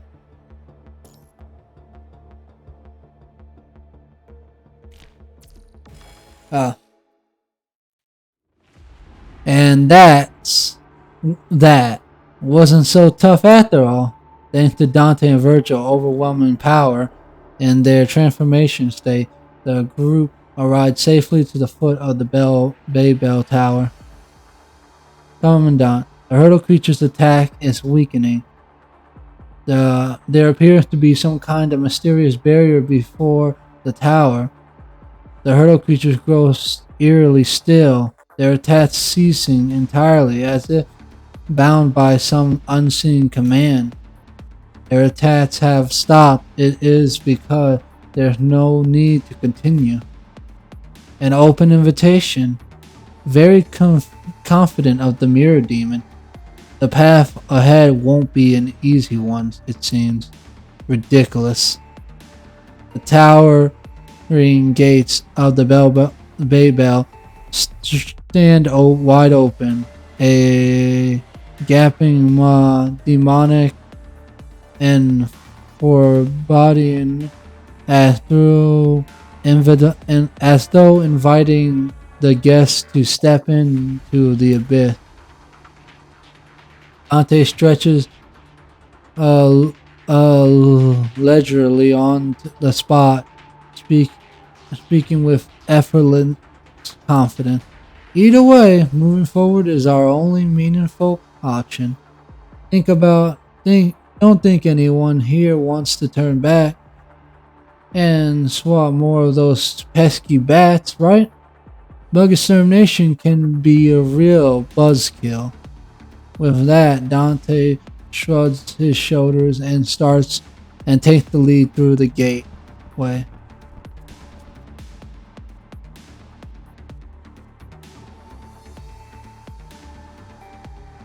The Mirror Demon. Alright, the Mirror Demon, now in full control of Thomas' body, watches coldly as the team steps into the domain. Ordinary hurdle creatures can only achieve so far as expected. However, a special surprise awaits you next. Enjoy. By the time you reach the top, how much strength will you have left to face me? Damn, my dude is confident. This video lasted longer than I thought. The gates of Bell Tower swings shut behind the group, cutting off the commerce of hurdle creature outside.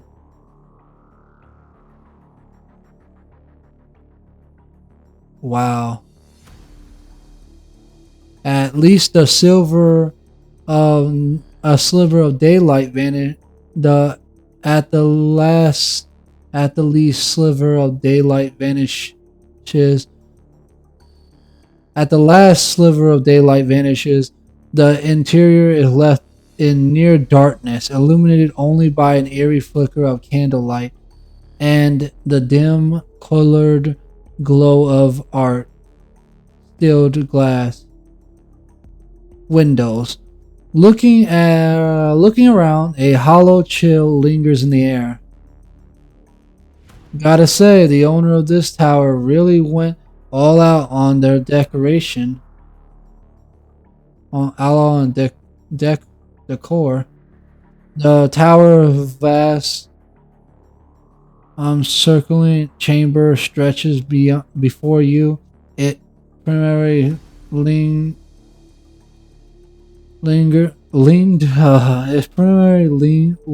with identical carved doors, ways, spaces at even intervals. There's no visible path upward. Alright, let me just make sure. Yeah, I am still recording. Oh my goodness. These doors, do we need to investigate them one by one? The path upward must be behind one of these doors. Then let's bust them all open. With that, Dante casually opens a door beside him. Hey! The air suddenly falls silent. Bullets are unclaimed. Blades unsheathed. The team vigilant reaches its peak in this moment. Even Dante catches himself realizing his early action was quite rash. As the door cracks open, a hazy mirror appears before everyone. Dante's silhouette framed against the doorway twists airily in the reflection. He steps closer, inspecting the mirror, only to find nothing and turn back to the rest of you. Just some boring mirror trick. Just then, the shatter of glass splits the air behind him. A ghost of a grin flickers across Dante's face. As he draws Ebony and Ivory quickly. God, I am not doing well, man. I need to hurry up and finish this so before I lose any word. Avery and Ivory quickly and spinning around to take aim. Jack, and they didn't need to finish it. But someone moves faster than him. Phantom blue energy swirled and solidified into a mirage blade, hurls toward the hurdle creature as it claws free from the shattered mirror. The blade strikes true, pinning it firmly into the wall. Come on, you know I could have handled that. What does that mean? I simply don't want to hear that word from you. That word? Is it some kind of magic spell? At these words, Alpha in the distance can't help but cast a curious glance at Dante and Virgil. Actually, I'm curious about that too. Listen guys, you got it all wrong. There's no magic spell like that. The half-demon brothers have already demonstrated various extraordinary ability, securing everyone's curiosity. I've been meaning to ask about your transformation. Oh, that's our Sin Devil trigger form. After all, Virgil and I are half-demons, you know. The group continues to open the doors one by one, eliminating any hurdle creature that appear behind them, while communicating on until an upward staircase is finally found. Commandant, it's here. Just then, Virgil steps in front of Liv. Back up. Something's wrong. His warning comes not a second too soon.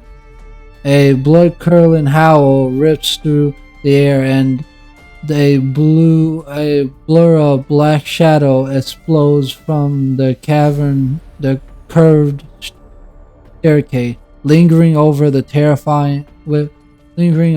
terrifying speed. Bang. But the red figure moves even faster. A great sword carves through the air, striking the hurdle creature midway and hurling it back with a brutal force. Now that's what I call jackpot.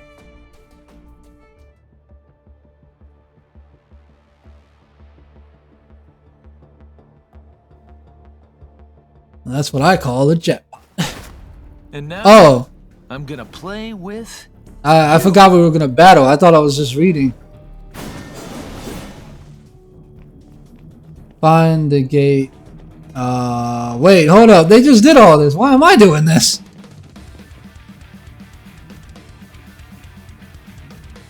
Alright, well this just feels like baloney. I just heard that they had to do all this. Why would I have to read this? Let me show you what I've got.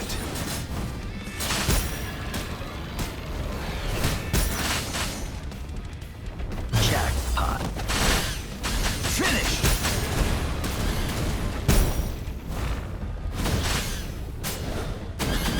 Let me show you what I've got. It's showtime. Now the fun begins. Alright, I'm doing terrible.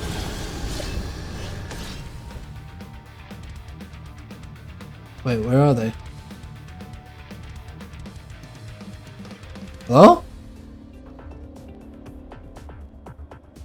Demons? I didn't even get to read what Lucia said there. Oh, we have to open all the doors. Well, not open, but test all the doors. See if they open. Yeah.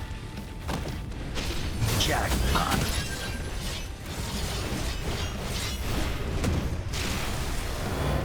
Oh, no, I noticed some of the door. The correct path might have something like a mirror. Oh, yeah, you're right. Like that one.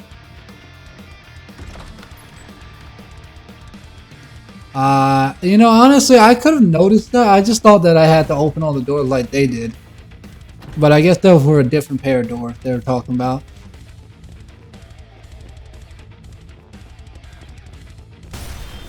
Have you decided which one of you will die first? Oh.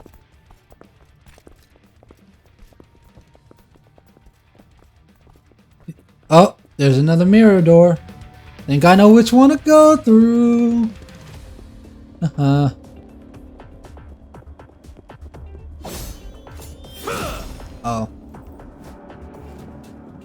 I was expecting it to let me do that from the start. Wait a minute. Huh. Piece of cake. Yeah, piece of cake. Twos, go to hell!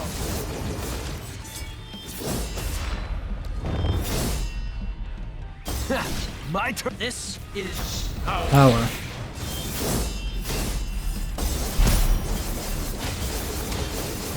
Now you die. Go to hell! It's over.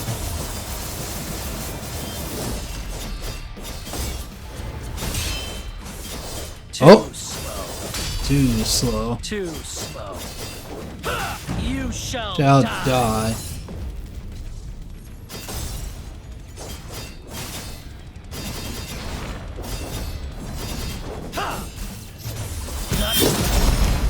Hey, what the heck? Not bad.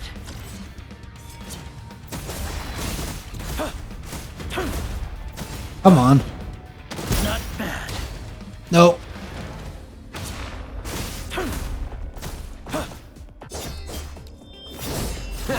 But this is how. Power.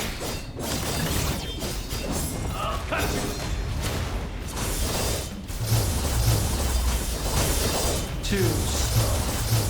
You shall die. Oh. Wait. I hate these things. Too slow.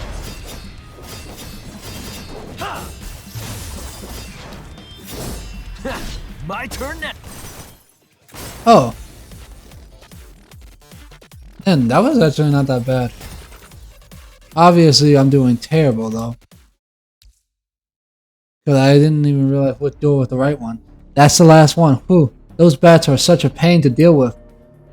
Sandfox holsters his gun, watching as the distant hurdle creatures plunder to the ground. After escorting Night Dragon group into the Baybell Tower, the support force begins their return journey toward the New York Lizard. Take Lizard? Alright, what the heck are these people's like code names? Do they actually like mean something for their actual like skills or abilities? Or is it just trying to throw me off? Lizard, take inventory of our combat supply. You don't have to tell me twice. I'm already on it. High wall. Alright, really? What are these powers that y'all have? We've lost contact with Night Dragon Group after they've entered the tower. I wonder if everything's okay.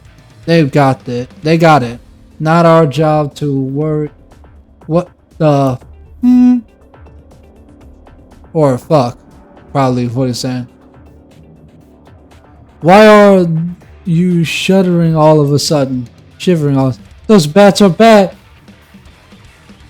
Oh, a fucking swarm of them.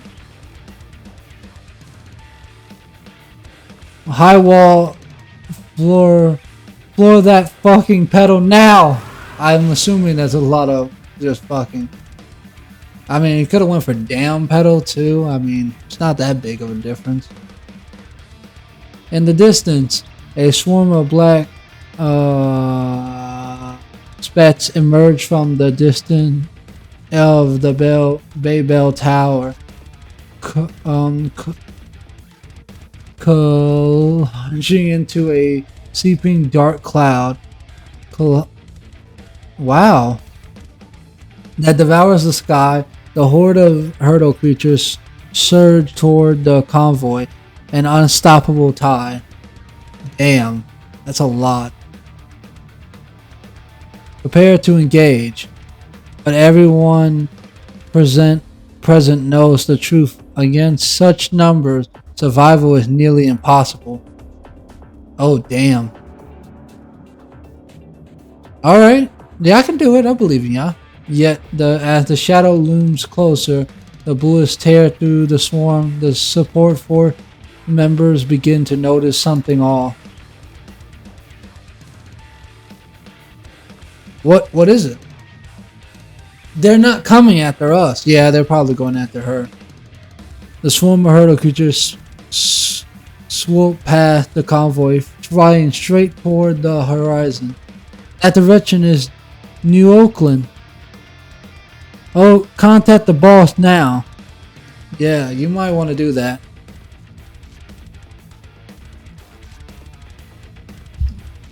Oh man. Quick, leave anything that's not important.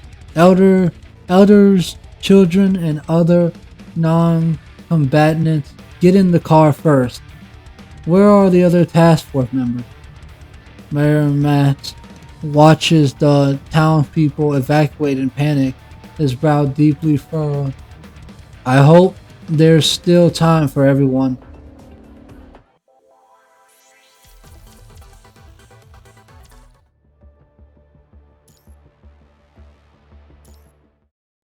Fit for blood. I didn't even read the title. Shing. The hurdle creature collapsed to the ground and this and deflect. Its form slowly fading away, without so much of a glance as the fallen foe. Virgil flips his Yamato to clean the creature's blood before smoothly sheathing the blade. Do you need to rest, Night Dragon? I'm okay. This is the 20th floor. Based on my earlier assertion, the Babel Tower's height from a distance, now we reached the halfway point. 2 doors left. Let's clear this floor in one go. Wait. Yeah, that's not floors, it's floor. Lucia steps forward and pushes one of the doors open. This is behind the door lies a vast space, its floor packed with people standing shoulder to shoulder, their body crammed together. A rough estimate puts their numbers at 200 to 300. Noticing the opening door, the crowd recoils in a frantic wave, scrambling backward. Only when their eyes adjust, when they recognize the figures in the doorway, do their cries erupt. It's construct. Are you here to save us? Their clothes hanging tattered, their faces hollow with hunger and fear. Damn, their frail forms betraying days of starvation. We provide emergency medical, emergency treatment. Copy. What happened here? A refugee offers an explanation.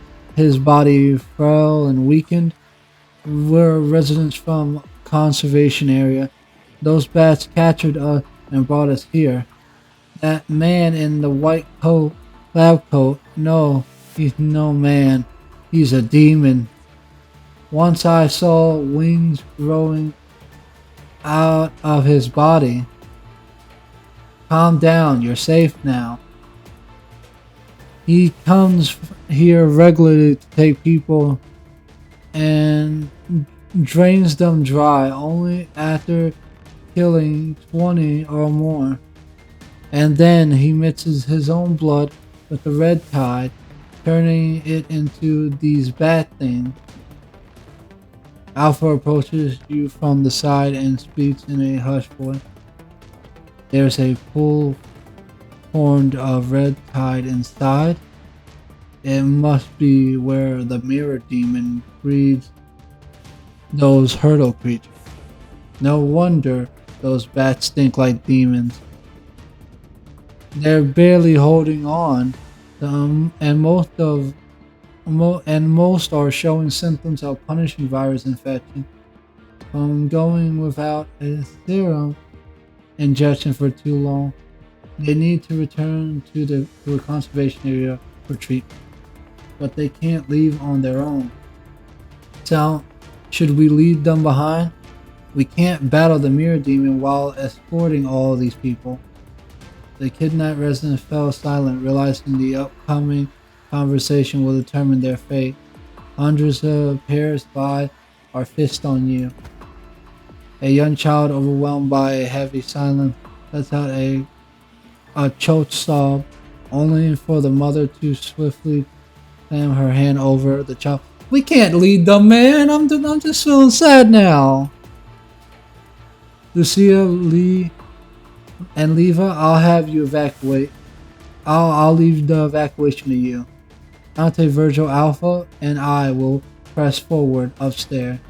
Commandant, against demons, Dante and Virgil are indispensable. Given the Ascension connection, we need Alpha too. Liv, you need to provide treatment to the evacuees. Understood. Lee, establish a recon and evacuation route. Roger that. Lucia? Lee and Leva can't keep all the evacuees protected. I need you to lead Grey Raven on this mission. Roger. Commandant, take care of yourself. I will. Let's go, Night Dragon. As everyone turns to leave, Lucia calls out to Alpha. Alpha, what is it? Can I trust you? I thought y'all two got this taken care of last time. The girl's gaze fixed on Alpha, unwavering. Since when did we become this close? I know what you're going to say. This time I'll allow it. Then I'll leave Commandant in your care. Alright. Satisfied with Alpha's agreement, Lucia turns and walks away.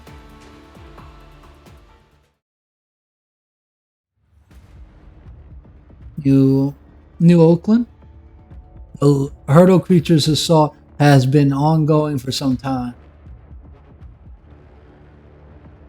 Frey finds her hiding in a corner, and together they head toward the convoy. Why are you hiding here? I'll take you to the convoy. The captain of the support fort from Babylon is looking for you. On the way, she sees a young man carrying the elderly woman from the last night toward the convoy. The two of the men arguing as they go. Grandma, please, come on. We gotta go right now. Put me down. I'm not leaving. What does it matter if those old bones die anyway? Let those young folk leave as they want. If you stay, I'll stay too. With those words spoken, the elderly woman finally stops arguing. I think soon after, Friend brings Lacey to Bridget and Matt's, who are discussing evacuation arrangements. Some fully loaded vehicles have already left, and we don't have enough for everyone. That means some of us aren't getting out of here and aren't getting out. You got any other vehicles in town? Everything with wheels is already here. We can't shrug up anymore. Combat personnel will be the last priority. Civilians come first. I'll see who's willing to stay behind. I'll stay too. Damn. Despite advanced preparation for evacuation, a group of people remains left behind due to the shortage of vehicles. Seeing Frey's arrival, Matt pushes the discussion. Babylon, I brought Lisa. Thank you. Lisa is visibly frightened as she struggles to understand why Frey has brought her. Not noticing her distress, Bridget crouches down and offers her a reassuring smile. I'm Bridget, captain of Babylon's support force. Night Dragon asked me to look after you. These vehicles behind me are all our transports. You need to get inside and evacuate with everyone else. What is it? She recalls what happened last night, hesitating for a moment before finally speaking up. I think those hurdle creatures are after me. Before Lindsay can finish, an explosion resounds in the distance. A transmission from the front line comes through Nat's radio. They broke through. Some bat monsters got inside. Lucia faintly makes out several of the bat hurdle creatures flying in from the distant front line. I'll stop them. Without hesitation, Bridget snaps her tactical topaz into position and lunges forward.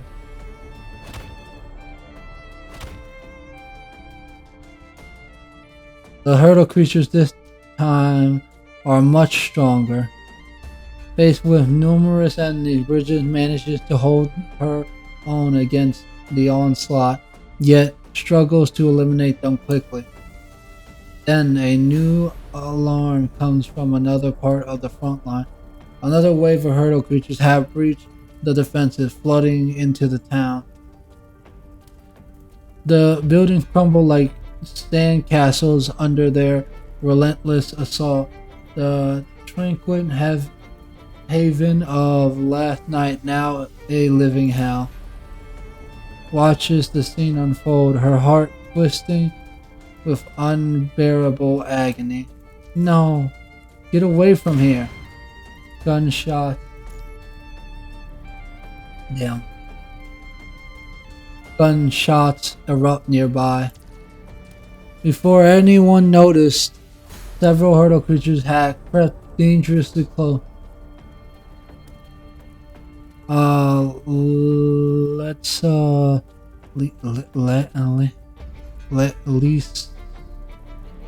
Lisa breathes, breath catches as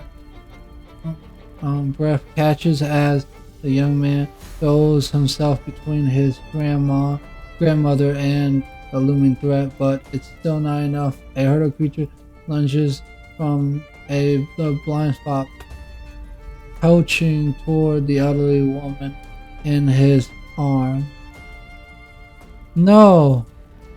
She watches as the kind-hearted woman from last night falls to the ground. Ill-timed memories suddenly flood her mind, threatening to overtake her focus. In a streak white hospital room, the curtain hangs motionlessly as a doctor with an extinguished face delivers regretful news. What is it? The air reeks of disinfectant and cold metal, pressing in like a weight. Beneath the bloodstained white sheet, something lies. What is it?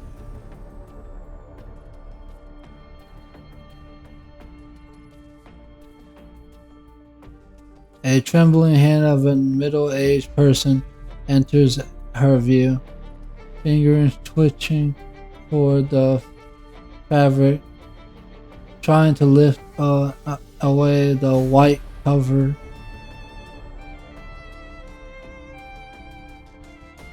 So you stop. She lets out a furious roar as the blinding light erupts around her. What? This is... The entire town suddenly falls silent as all the hurdle creatures freeze in midair, as if someone had pushed pause on time itself. But the moment lasts only briefly before the hurdle creatures begin to stare restlessly once more. The shadow of the deaths loom again. The next moment, thunder roars as lightning flashes across the sky. The gleaming edge of the reed blade slices through the air, severing the hurdle creature's wings with precision. Looks like we came just in time. Are you alright, ma'am? The young man helps the elderly woman to her feet with a warm smile. Bridget, who rushed back toward the scene, lets out A sigh of relief at this time. Finally.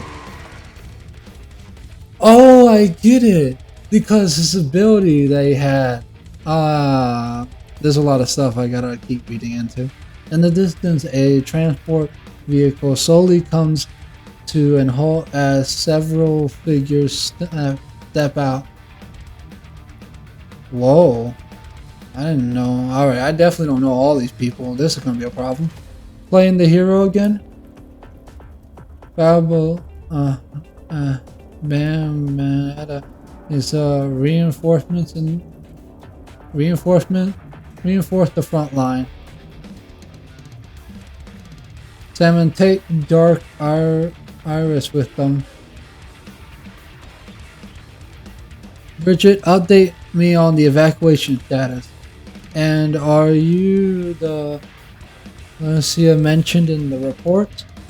After issuing orders without allowing any objection, turns to her who kneels on the ground, her face edged with exhaustion.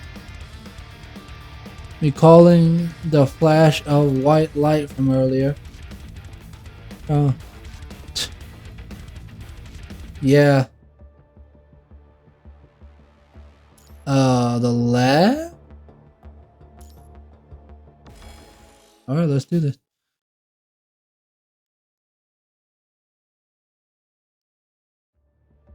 Oh. How are you holding up? The four of you walk along the curved stairway, steadily making your way upward. Don't worry, the power armor got me covered. You wave a hand, causing a slight mechanism playing from within the power armor, signaling that everything is fine. Which floor are we heading to next? The 38th. Feels like we're closer to the top now. The group pushes open the door to the 38th floor while chattering casually. A lab? A lab. Inside the circular chamber, tangled cables and computer terminals filled the space.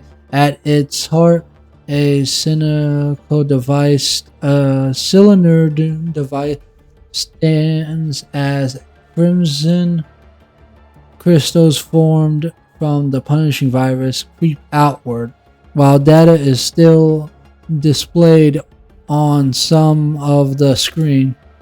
Nothing like we've seen. What do you think, Night Dragon? Which is expected.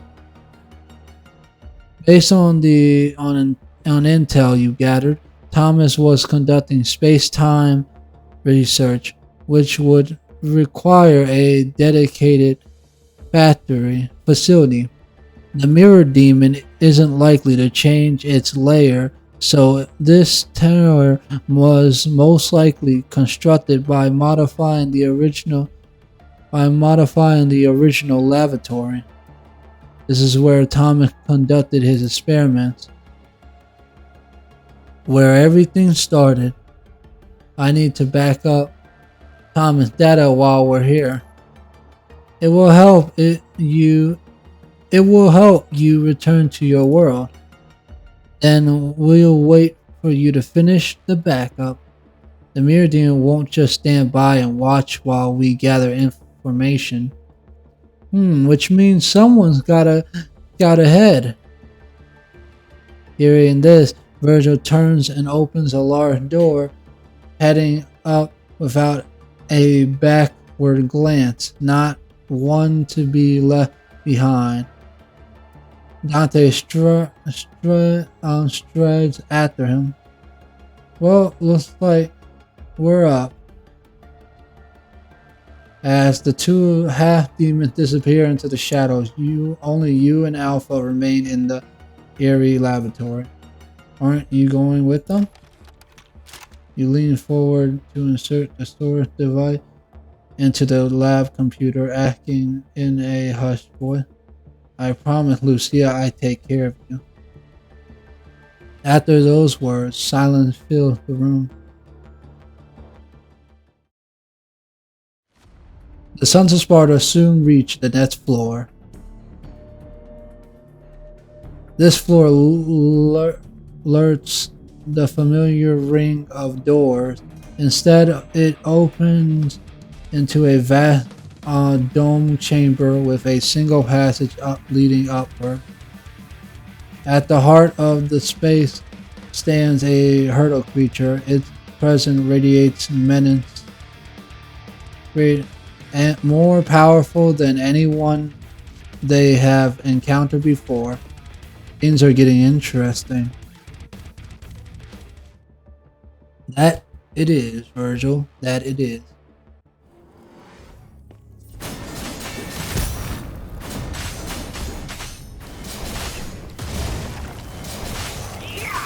Hell yeah!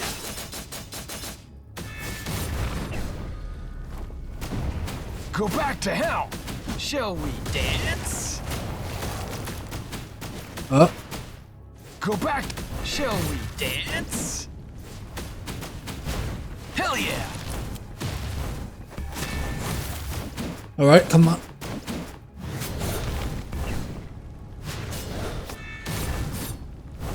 Go back!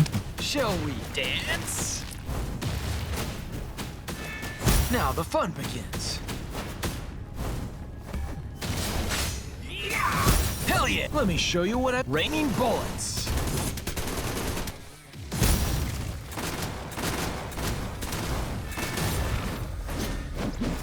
Go back to hell! Shall we dance? Oh, Go back to... Shall we dance?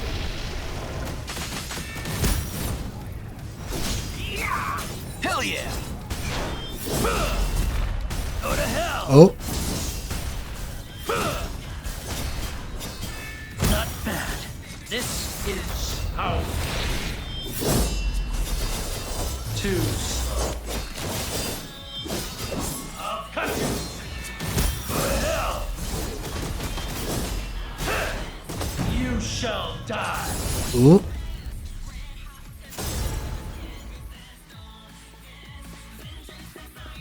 The gate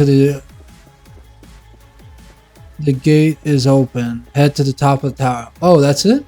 Oh man, that was easy.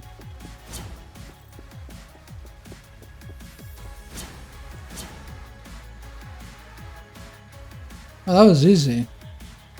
I was expecting that to take a lot longer for that fight right there. And it kind of ended like really quickly.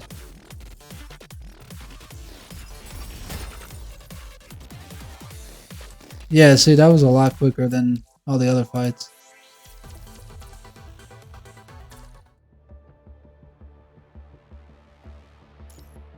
Memory.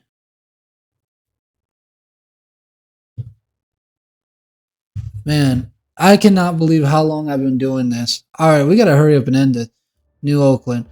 How's the situation on your end? Pretty much rat them all out. What? With them all out. Now we're just cleaning up. We pretty much wiped them all out. Now we're just cleaning up the battlefield. Jeez, these bats have gone completely nuts. Over 2 damn hours. Last attack was barely over an hour. They sure have. If people from Babylon hadn't come when they did, we'd probably be done for this time. Have you heard about it? What is it? That white light just now that made the bats freeze. Oh, it wasn't the other guy then, huh? Must be some new type of flash grenade designed for hurdle creatures, right? I heard it was a little girl. She controlled those bats with that white light. You got to be fucking kidding me. I'm sorry. I thought it was gonna curse. You got to be kidding me. Many people witnessed the strange sight caused by her earlier, and already rumors have begun to spread. Every now and then, someone would glance her way, their eyes sharp with curiosity. Bridget finally catching a free moment, approached her. She softened her voice, trying to make herself sound as gentle as possible. Come with me. She takes Lelsa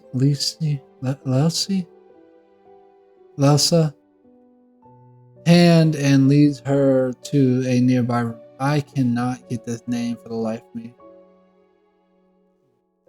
Lisa follows Bridget, led in a daze, her mind filled with fragmented memory.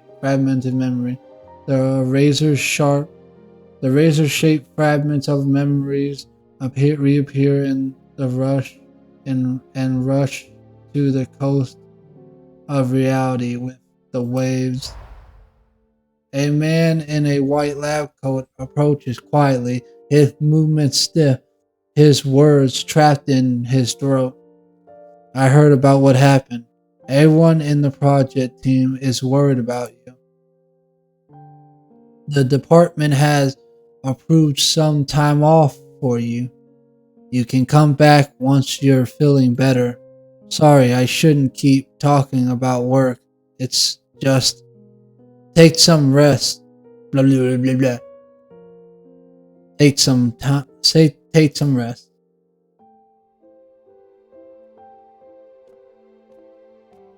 Blank says nothing, turning instead toward the memory altar in the living room, eyes lingering on the black and white photograph.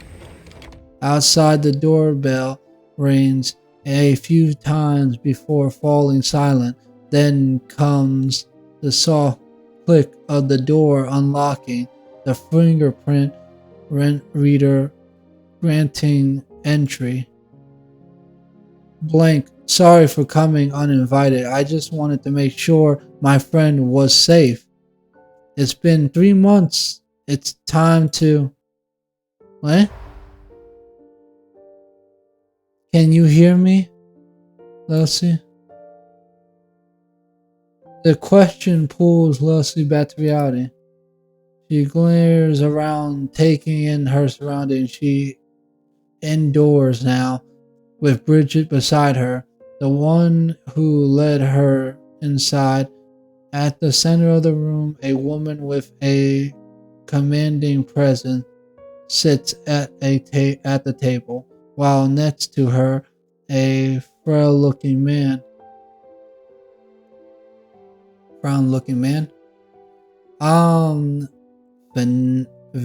Vanessa?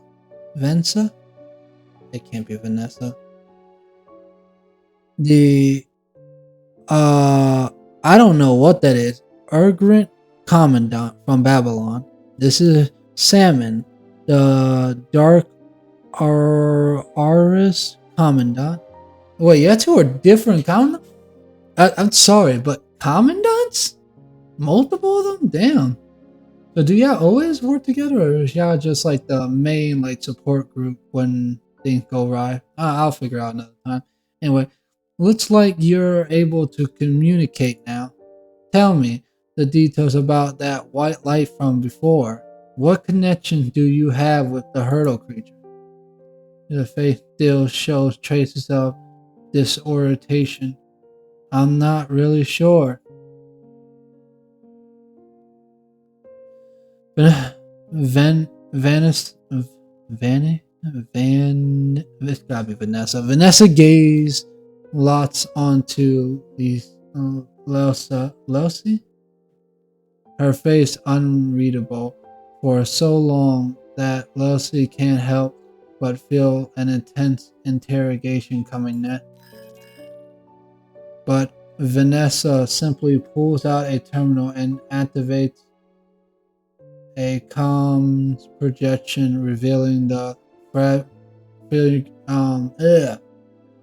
figure of a man materializing from the device. Continue with your report, Asmo. In front of Uh, Lhasa? No objection to that. I'll check the Science Council records and I found information on Thomas Hall.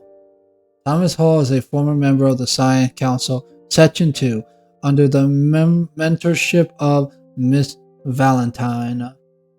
Could be that too. According to the records, Thomas' wife died of a genetic disease. Several years after his wife's death, his daughter, Lhasa, also died from the same disease. At the age of 14,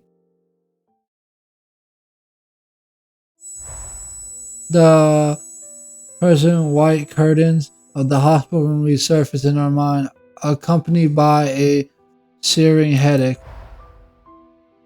Her earlier confusion slowly crystallized into clarity as the hazy fragments of her memory sharpened into focus. The people in the hospital bed, was it Mom or me? It was her mom, and also her. Beneath the bloodstained white curtain, see something lies. Of course, it's Lucia, me. Take some time, Thomas. Take some time. Thomas left the Science Council afterwards and went missing 2 years later. She can no longer catch the man's report in the transmission. More memories begin to surface, pulling Lucy back. Oh man. To where everything started. Crimson alarms shearing throughout the laboratory. Wrenching Thomas awake from unconsciousness, who finds his body sprawled on the floor. Oh, so this is where it all started. As he fights to piece together the last moments, a sharp knife headache splits his skull, scattering his thoughts. In his days, he only recalls a few blurry fragments.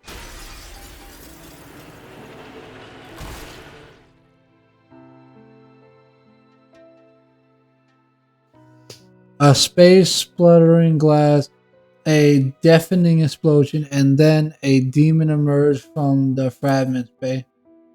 The demon is gravely wounded from its form nearly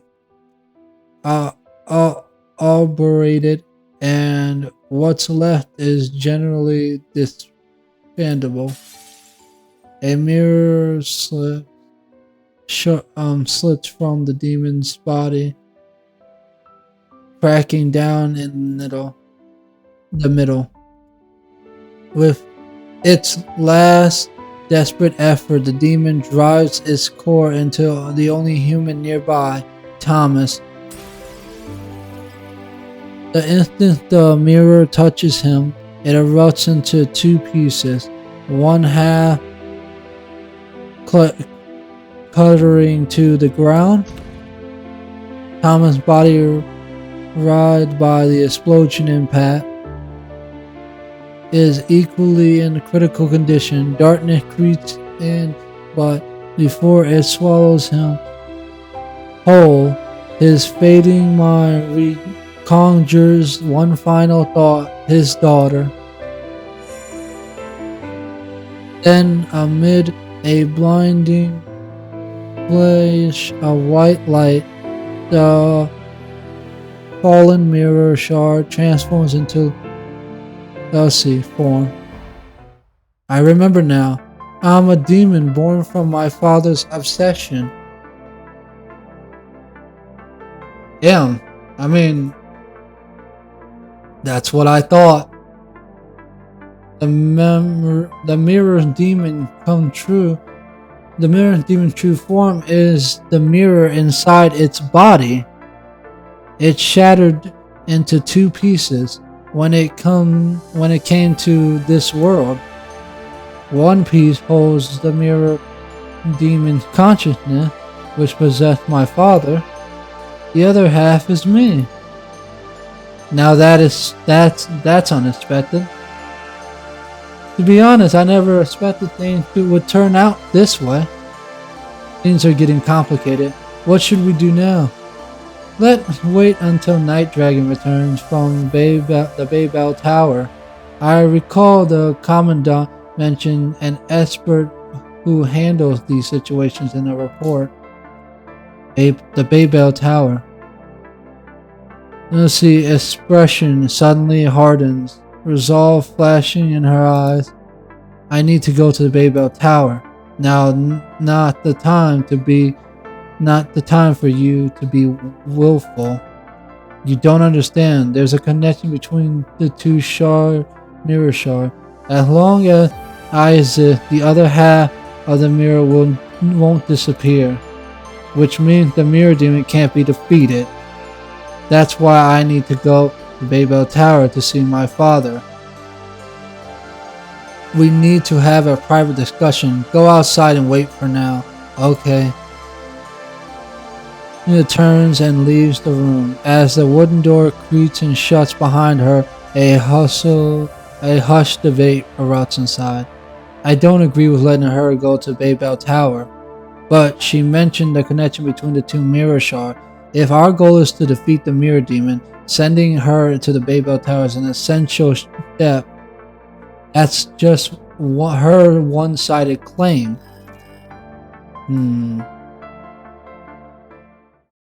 I trust her. Leers against the doorframe, occasionally catches scattered words from inside. Each fragment fades, tuggles at her hope, flurrying one moment, disappointment crashing in the next. Dad. 20 minutes pass by before the voice is finally stilled. Sia realizes that discussion has been made. As a wooden door creaks open again, Vanessa appears before her. You can go as you wish. Bridget will take you to the Baybell Tower.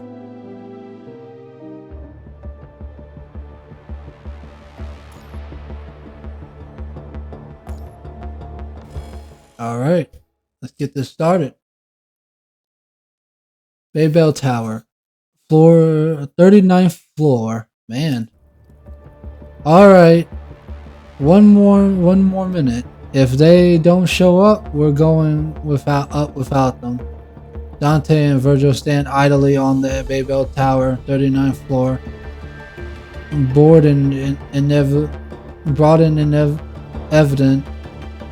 Boredom evident in their postures. So, who is she? What? Oh, come on, you know who. That woman, Nero's mom. Seriously, I'm dying to know what kind of woman could have won Virgil's heart. It's time we see Nero. We should have a little dinner together. You know, a family dinner, huh? In response to Dante's question, Virgil simply rolls his eye. You're hardly one to ask. What of the women around you? Have you given thought to their fates? I take back my question. Yeah, I mean, he got a point. What do you expect? There wasn't gonna be a non-question there. Another moment of silence falls between them. Coming. Footsteps echo as you and Alpha appeared by the door. So, I've collected all the data. Nice work. Don't wreck it though. Don't whack it. Don't wreck it though. Don't whack it though. We'll need that for our return. Don't wreck it, I'm assuming. I don't know. The structure of the Baybell Tower 39th floor diverges from the previous one. Gone are multiple doors. Instead, a single long stairway stretches beyond the open area. Next up is the 40th floor. You all move forward cautiously. Ahead of you stand the emergent figures of Thomas waiting in silence. Looks like we made it to the top. It's a pity that this tower only had 40 floors. Now, if I had just bided my time a bit longer, handling you all would have been much easier. Your little games end here. Games? You dare call it games? Hardly worthy of being called games. Just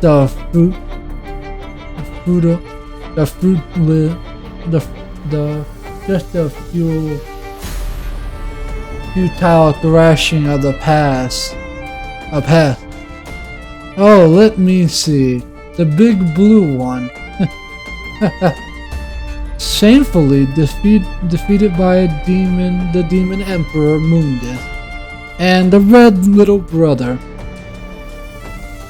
Cowering in the human world after the fire, playing house with his precious humans. Alright, now you've pissed me off. You better be ready for what's coming. Time to die. No. Before that, you have to face another entity, a mirror image first.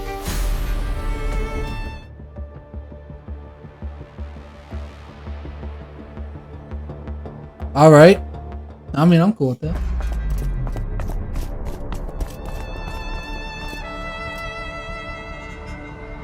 Seriously, how does this dude have the ability to just...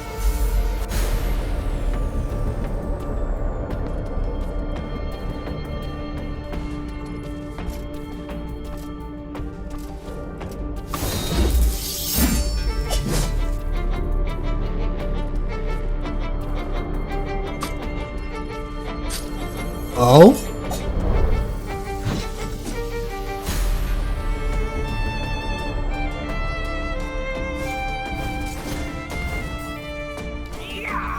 Now the fun begins. Cut you down. Go back to hell. Let me show you what I've got. It's showtime.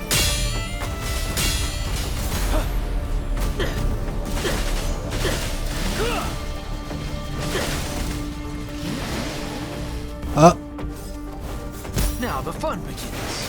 Jackpot. No, you don't. No! Shall we dance? Jackpot. Don't.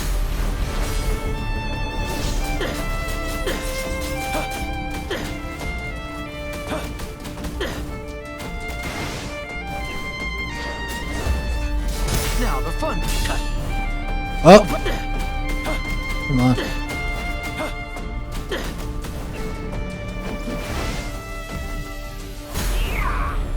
Hell yeah!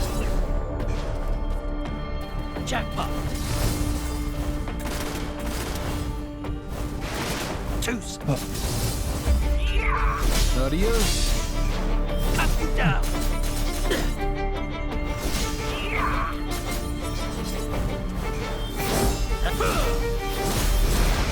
Two's.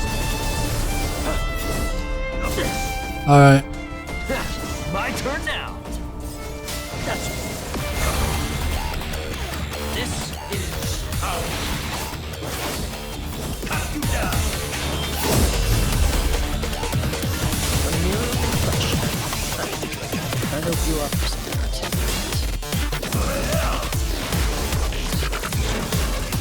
Not bad.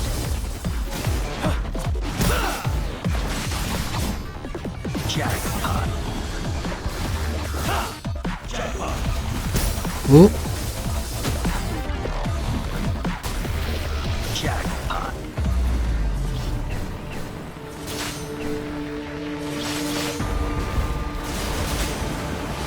Adios.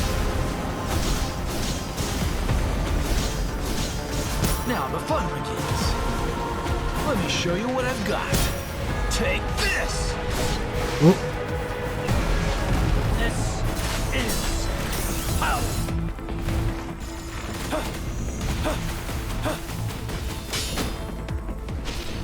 Jackpot. Oh man. Whew, you guys don't know how hard I'm trying. Let me it's showtime! Oh, wait a minute.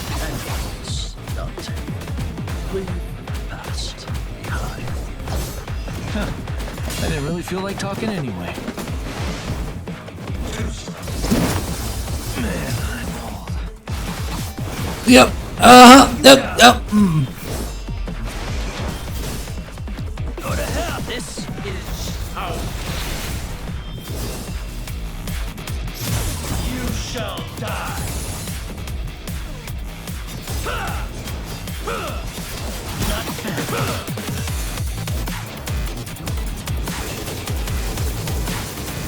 Now you die.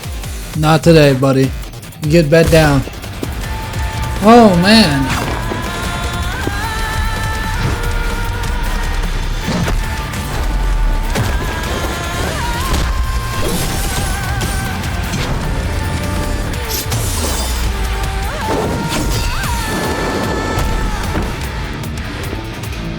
So, how the heck did he make a mirror of Virgil? The real question.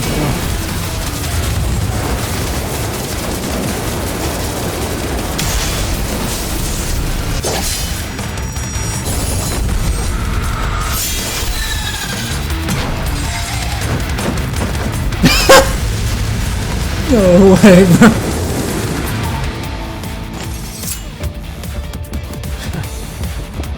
Not bad. Not bad at all.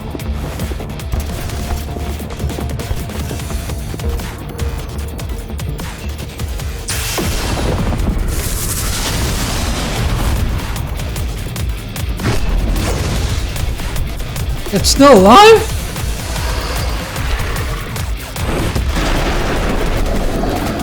Oh. Yeah, that's right. What about Thomas, though? You know, Thomas is kind of, I just realized, he didn't get killed. I don't know if that's him, but I'm pretty sure. It's not. If it's not him, that must be the Virgil that became, and the fake. That must be the fake Virgil that just revealed his true form. Got his butt whooped and he couldn't handle it. Smoke swirls through the air, and from it, death loomed the massive mirror demon, with wings unfurling from its back. Finally, drop the human act and decide to face us instead. Yourself. Boring. As the group turns away, the demon strikes a blur of motion from the hay, only for Lucia to descend timely from above, intercepting the attack with a flash of steel. Commandant, I ran into Bridget outside the tower. She brought me in, so I took her over for you. So, Lucia, is there a reason why... Lisa... Is there a reason why you're here? Why you had to come here? I have half of the mirror demon's power within me. Just as I thought. You knew all along? You knew it all along? We had our suspicions. She's no longer human. Demon would be more fitting term for what she is now. From what Bridget learned from Asmo, yeah, she glares at her, then decides to reveal the truth anyway. Lucy died from a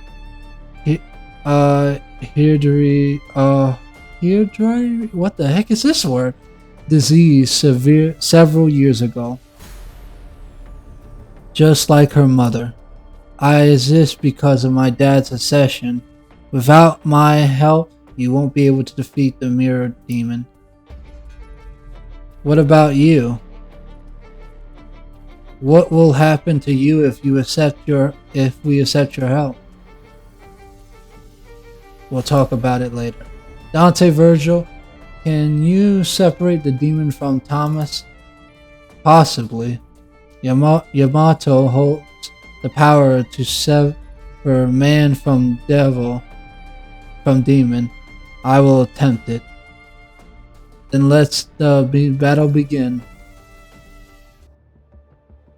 So we gotta beat the. So that is Thomas. So that mirror was in fact destroyed, or that illusion. Oh, wait a minute. That thing can upgrade his hands? Oh, okay. Listen, buddy. Adios.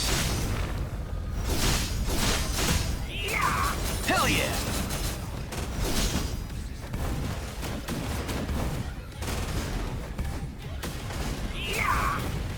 Go back to hell! Hell yeah! Let me it's showtime! Jackpot! Hell yeah!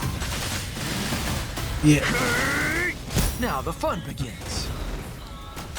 Shall we dance? Finish! Jackpot! Uh-huh.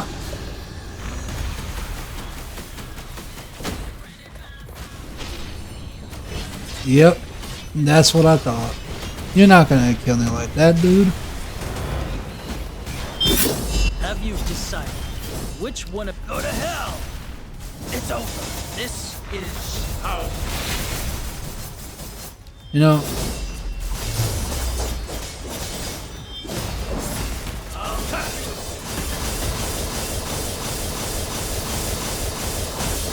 Too slow.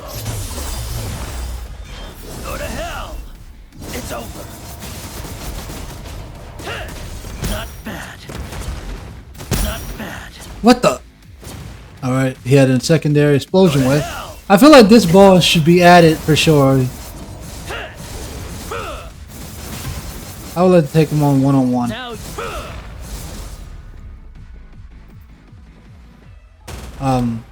Oh, I guess I gotta do my regular ultimate. That's all I can really do. Go to hell! too slow. Too slow.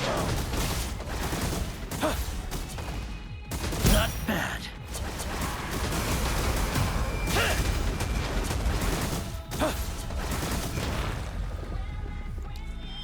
Aha! This is how. I'll cut you in two.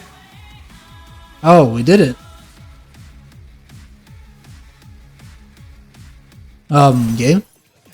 I guess it didn't expect me to win like that. Honestly, I was thinking I was gonna end it on the ultimate too. I didn't realize how low his health was. That's it. During the battle, Virgil drove Yamato into the mirror demon, forcibly severing its connection to Thomas. After the separation, Thomas appears severely weak and crumbled into the ground. Some distance away, a strike of silver splits the air as alpha lightning charged blade strikes, shearing the mirror demon clean in two once more. Yet no matter how many times it cut down, the demon reformed, its shattered body kindling back together with the punishing virus.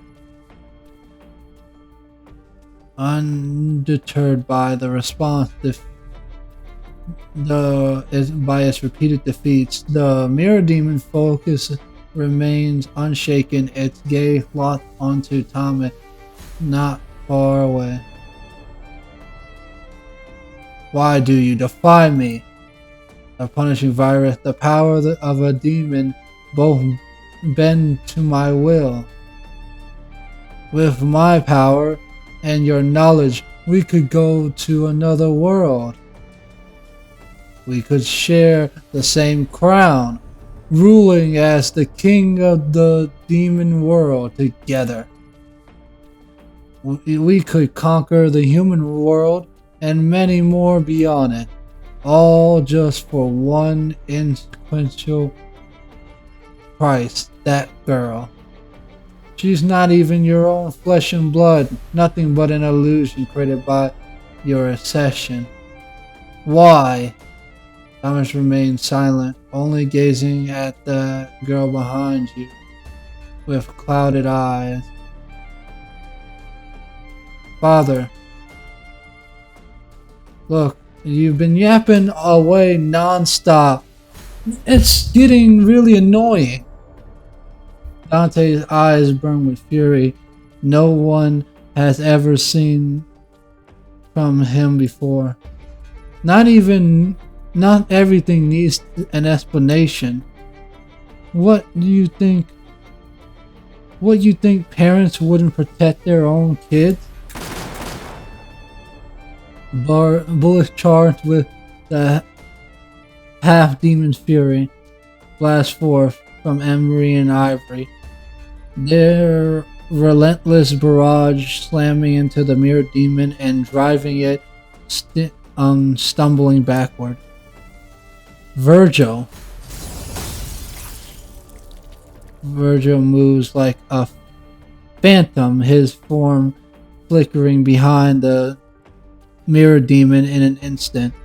Yamato scenes as it returns to its sheath, leaving behind razor edge blade marks that bloom in the air, each cut a crimson streak across the demon's body.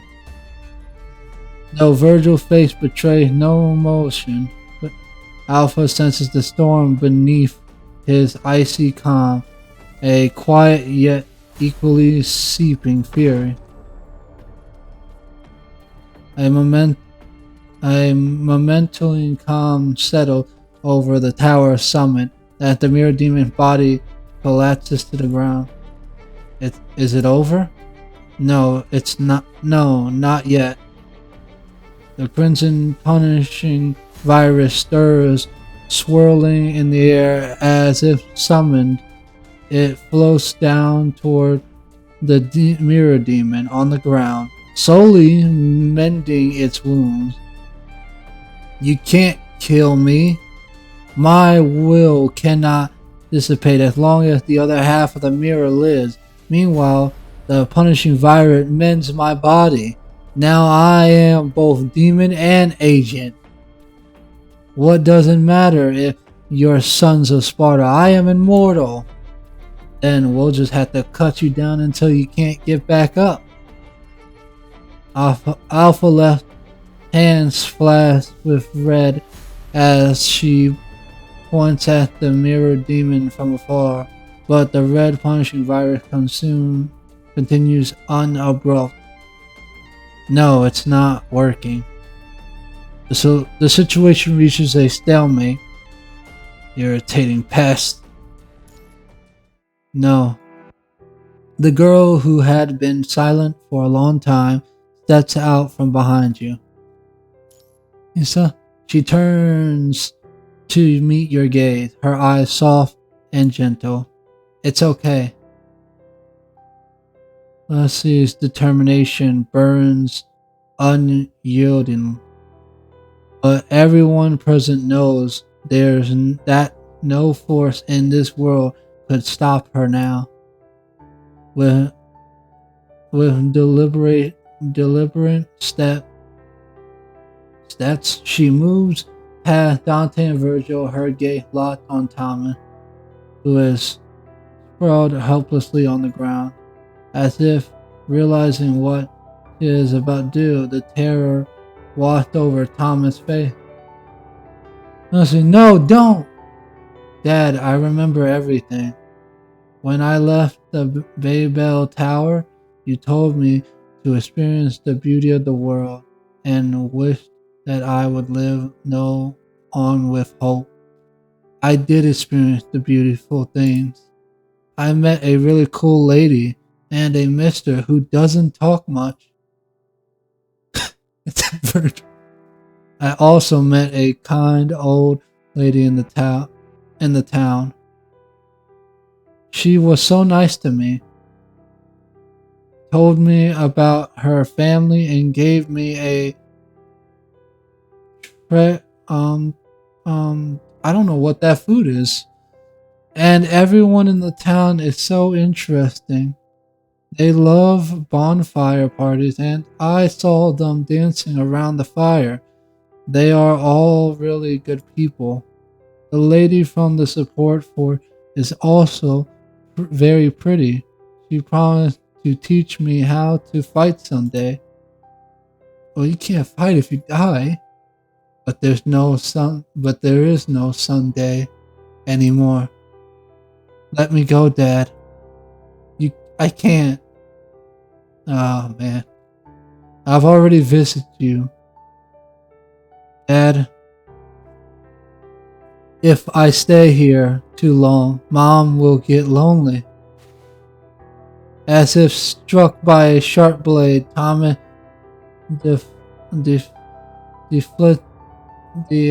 flettage shatters.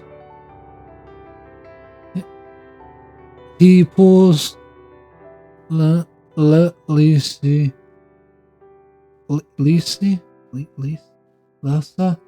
I'm never gonna get this name into his arms, tears streaming freely down his face.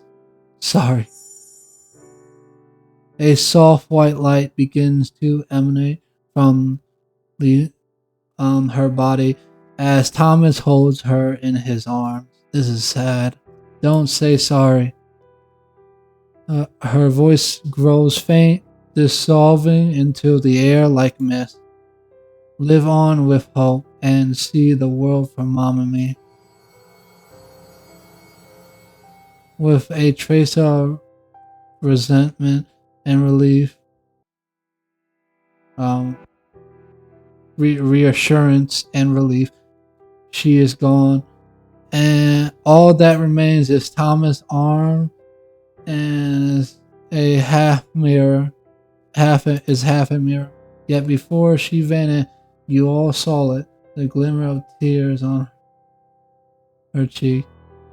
How could a girl who spent her days on the run have known the world's beauty? It showed such little mercy to her.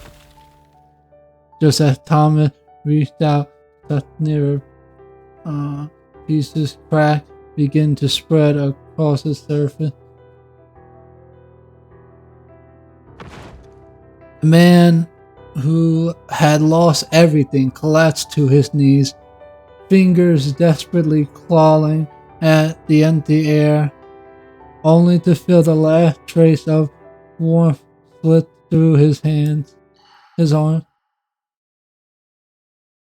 That's sad. A single tear escapes, swallowed instantly by the rain. No! Sensing the other half of the mirror beginning to break, the mirror demon hurls itself to Thomas, disregarding its unhealed wounds. Seriously? Can't you read the room at all? Dante surges forward, his devil arm raised high, with Virgil and Lucia and Alpha close behind him. Blade after blade carves into the demon's form. It throws its left hand in a futile block, only for the limb to be severed instantly. Having lost Lacey, its balance is broken, its defense visibly crumbling. Pain shears through its fractured body, and fear falls deeper into its core. No, don't! Despite its lingers for the other half. It lunges for the other half of the mirror. Silent. Blue mirage blades strike through the air and ripping a jagged tear across the mirror demon body. Within the gash, something glimmers faintly. That's... Everyone recognized it. The half of the mirror demon holds, looking similar to the one within her. That must be its core. Attack all it together. Time to end all this. Devil Sword Dante, Yamato, Desho. Whoa, that's a name that I don't think I've read. And Pyro Katana are instantly grabbed tight by their wielders, and you also take aim at the half mirror inside the mirror demon's body. Is it time for that? This time of the day? For what? Probably the word they mentioned before. The group acts as one, launching attacks in perfect union. Chat pot. Oh man, that's so nice. Both mirror pieces shattered at the same time. The devil's twisted ambition dissolved into nothingness, lost in the rain-soaked explosion.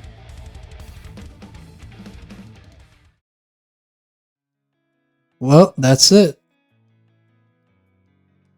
Now we just gotta get Virgil and Dante back home, which I'm pretty sure they can do that. Head to the east watchtower. They're about to be overrun. Emma, go to the west side. Yes, mister. Roger that. Dark Iris, you.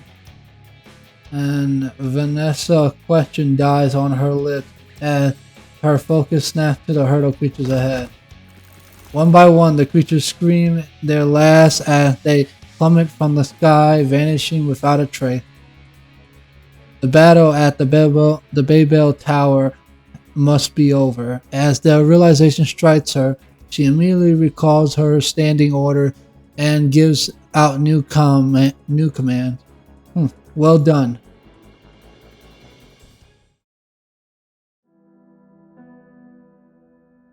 Damn. Babel Tower. You step closer to Thomas. Doctor, we need you to come with us to Babylon. There, Thomas only stares blankly at the empty ground before him, showing no resistance as you help him onto his feet. This is emotionally still tearing. I can't believe that, man. Alpha gazed at the spot where she vanished, recalling their first encounter amid the ruins not long ago. So even devils may cry. Anything with a heart may cry. Time to go. Mission complete. Dante turns to the exit, his usual swagger, dull. A poet by William Blank suddenly comes to Virgil's mind, and he starts reciting it softly, his voice low and resound in the rain. In the south, chime where the summers prime never fades away. Lovely Lacy lay songs of the innocent and of experience. Wow, that's a really nice poem. But anyway, oh, great fate. Ah, I see. We're not done yet. I thought this was it. I thought we were done. We kind of took out the big villain. Okay. You know, honestly, I never even read a lot of these. I was trying to rush through. I think they're just recapping the story anyway. Yeah. So they're not that big of a problem to not read. Okay, so Babylon 1 week after the Babel Tower incident. Dante and Virgil sit in a dessert shop nested in Babylon's commune district with most of the people still at work. Only a handful of customers linger in the establishment. Dante glares at Virgil beside him, who is quietly flipping through the pages of a book, a poetry collection bestowed from Babylon's library. You think that Science Council can actually make something to help us get back? Virgil doesn't look up, nor does he answer Dante's question. Hey, don't pretend you didn't hear me. Perhaps they can, perhaps they cannot. Wow, real helpful answer. Thanks. Oh man, this is exactly how I thought they would react. Yeah, that's how you know they're brothers. Virgil turns the page. If you're so bored, go pester someone else. The Science Council economic might entertain you. A shivered run down Dante's spine as he recalls the Science Council member, eyes glaring at the sight of him. These researchers have shown uncontendable curiosity toward the two otherworldly visitors, desperately trying to convince them to stay and assist with tests and experiments. I'd rather be at Patty's birthday party. Here are your strawberry sundaes and water, sir. Wait, strawberry sundaes and waters? Which Virgil just drinks water? No, he has to have one of those sundaes. There's no way. Dante takes a sundae, shoves a huge spoonful of ice cream into his mouth, and releases a deep, contemplated hum. Seriously, you gotta try the strawberry sundae. Virgil takes a delicate sip of water. After all these years, you still indulge in such childish taste? Say that again! At least I don't waste my time reading weird books all day. Oh boy. With a sharp snap, Virgil shuts the book and lifts his gaze to meet Dante's. Finally brave enough to look me in the eye. There's a training spot not far from here. Up for a little warm-up? Lead the way. I swear, these two are never gonna... I can't tell if this was gonna happen from the start or it's gonna always happen. Let me see how this device works. Whoa, what the hell? Dante, that actually scared the shit out of me. The training area backdrop constantly shifts as Dante fiddles with the control panel. Hey, they even have a Babel Tower simulation, and they got music too. These guys got some taste. Let me try this one. Nope, absolutely horrible. The training field sound system plays song after song, with Dante quickly skipping to the next track each time. This one's pretty good, but not quite what I'm looking for. This is it.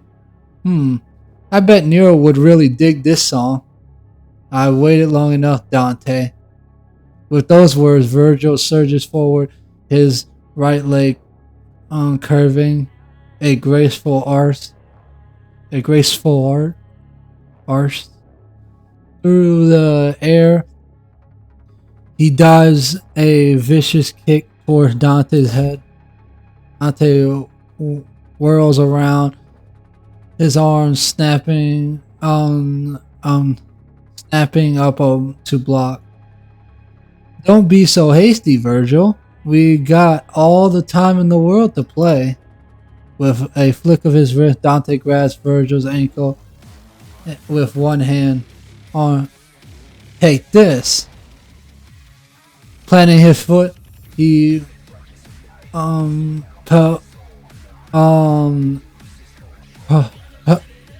probes hard, muscular coil as he hurls Virgil skyward. Yet, even as he flings backward, Virgil acts. Yamato flashes free, a strike of steel. A stake of steel hurled with lethal precision, timed perfectly to strike as Dante momentarily wears right before he can reposition himself. Dante catches the cold glint of steel and moves on instinct, twisting his body just half turn further. The blade whispers past, slicing his coat ham before biting deep into the ground. Virgil hasn't landed yet. Seizing the opportunity, Dante wrestles Yamato from the ground and hurls it toward his brother, landing point. A smile curves Virgil's lips. His scabbard snapping up horizontally as he lands. Yamato slides perfectly home, but the force of the throw still slams him back several feet before it skates to a halt. He skates to a halt. Looks like I'm up one. Dante glanced at the gash on his coat. Cheap tactics don't earn points. The match is still even. Whatever you say. The Devil's Sword materialized in Dante's grip just as Virgil unsheathes Yamato, both posed to strike. They stand in silent opposition.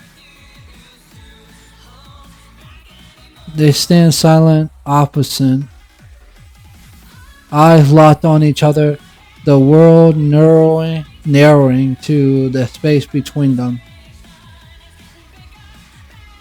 Man, why am I reading worse? I'm at my limit. Blood burns in their veins. Grins curl their lips. The air itself thrums with thrill. Without signal or countdown, they charge forward in perfect unison, a heartbeat of silence falling over the training field.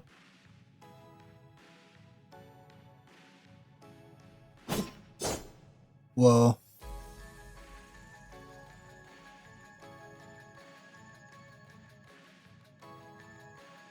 Wow.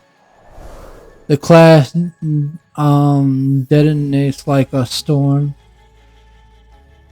The class detonates like a storm. Yeah, that's gotta be it. A massive shockwave tears outward, followed by a thunderclap that shakes the field foundation. It's hard. It's been way too long since we've had a proper throwdown like this, Virgil.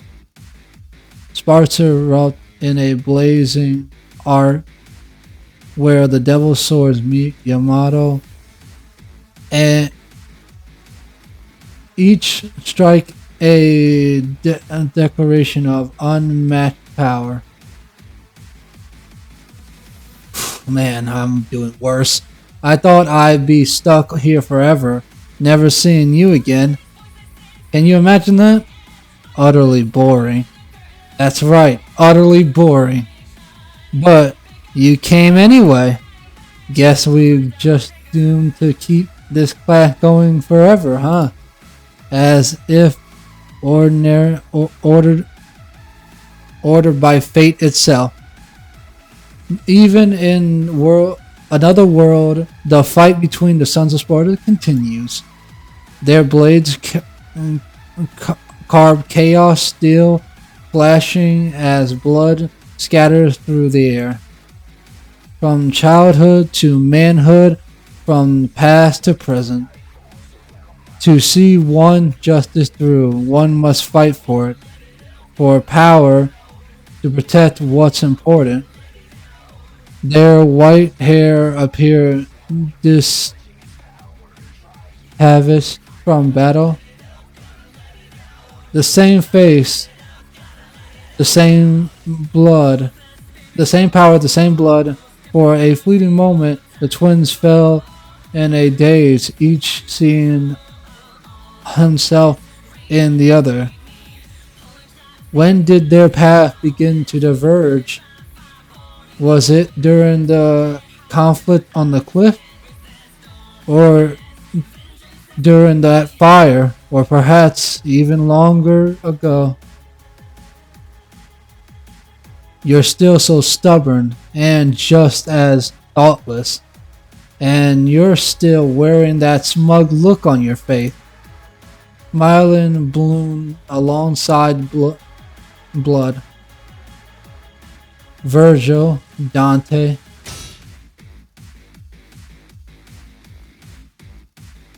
Perhaps one day the story of the Sons of Sparta will come to an end.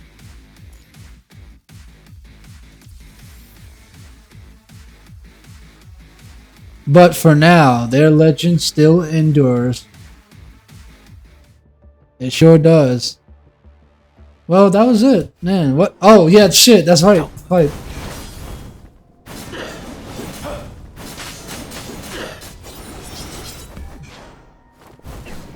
Let's and jackpot.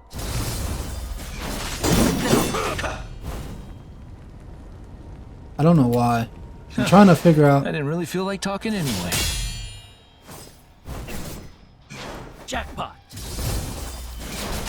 Now, Oh no. Cut you down. go back to hell. Too slow.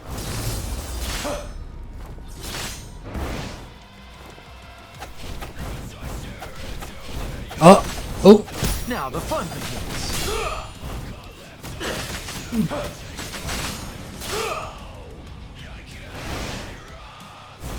Go back to hell. Shall we dance? Jackpot. Jackpot. Now the fun begins. Alright.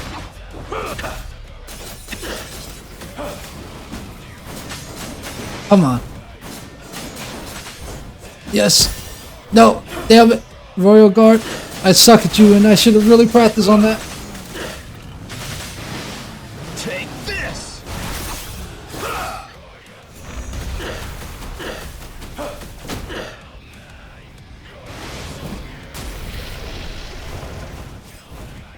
Now, Cut you down. Oh.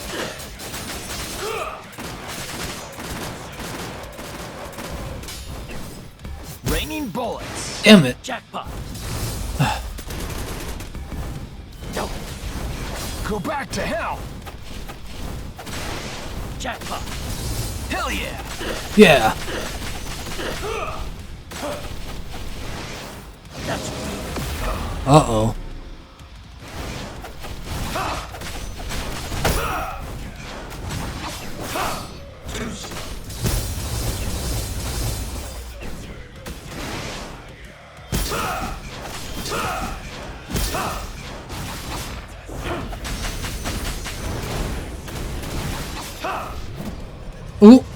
Wait, I can do this.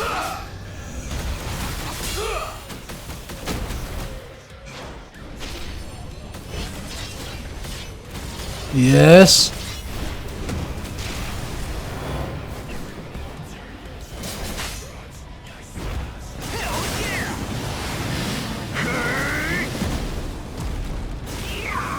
Adios.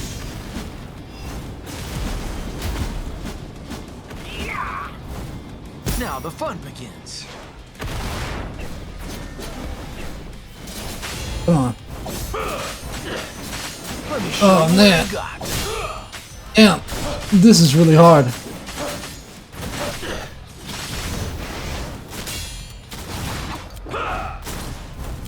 It's showtime.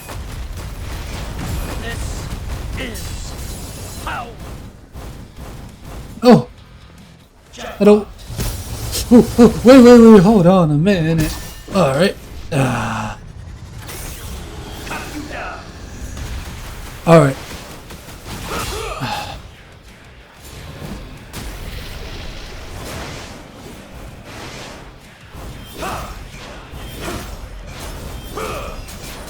Man, I'm old. You're telling me I feel old right now. This is how it ends. Let me show you what I've got. Take the jackpot. All right. Come on. Let me show you what jackpot. Toast.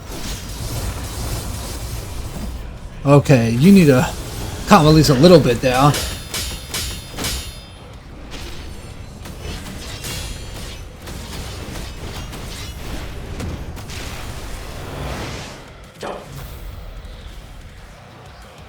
Let's start.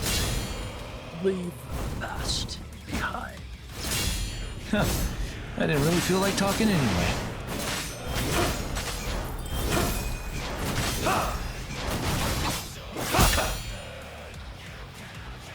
All right. Go back, jackpot.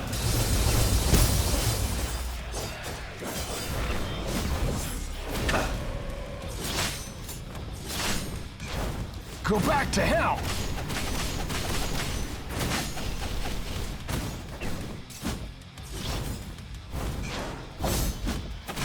Knock you down.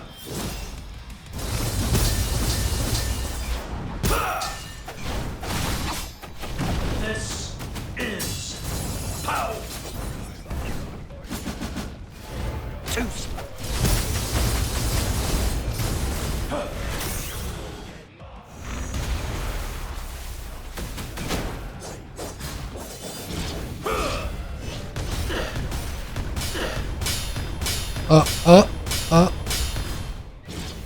Got you now.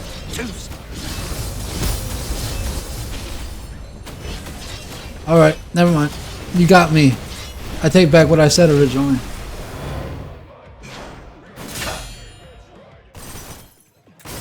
Whoa.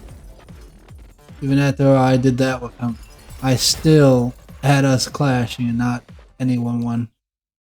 That seems about fair, honestly. We were pretty even matched. Ante. It's been so long since I've heard people in a background audio that I've thought there was someone actually giving me back audio. And I don't have anyone with me here, so that's kind of weird. My brain got thrown off. Anyway, Dante knows Virgil standing beside him dislikes place like this, but truth be told, neither does he. The swirling laboratory hums of activity is space woven into an intricate web of cabins. They sneak across the floor, connecting workstations spaced at regular intervals. Each station is cluttered with glowing monitors and cups of coffee. The entire lab feels like a living network. Workstations acting as nodes leaking by those endless cords. Researchers in lab coats, some young, some withered, wave through the maze of cords, occasionally humming in small groups to exchange hushed words. Their murmurs as constant and indistinguished as the hum of a hive. Dante catches the occasional glance from the researcher, their eyes flickering toward him before darting away, and sometimes, with his exceptional hearing, he even picks up fragments of their quiet conversation. There abruptly the murmur ceased. A silence ripples through the room, distant at first but growing louder until two two chiefs step into view. Hey, Night Dragon, how's it going? I'll let Asmo explain. He's the expert here. The two humans approached the table where the two half demons are seated. Their previous battle are have depleted much of their stamina, and the table is la- littered, laden with pizza and drinks. Man, y'all know how to eat and drink, I guess. A treat clearly meant for them. Also, you two need to behave yourself from now on. Also, could you two behave yourself from now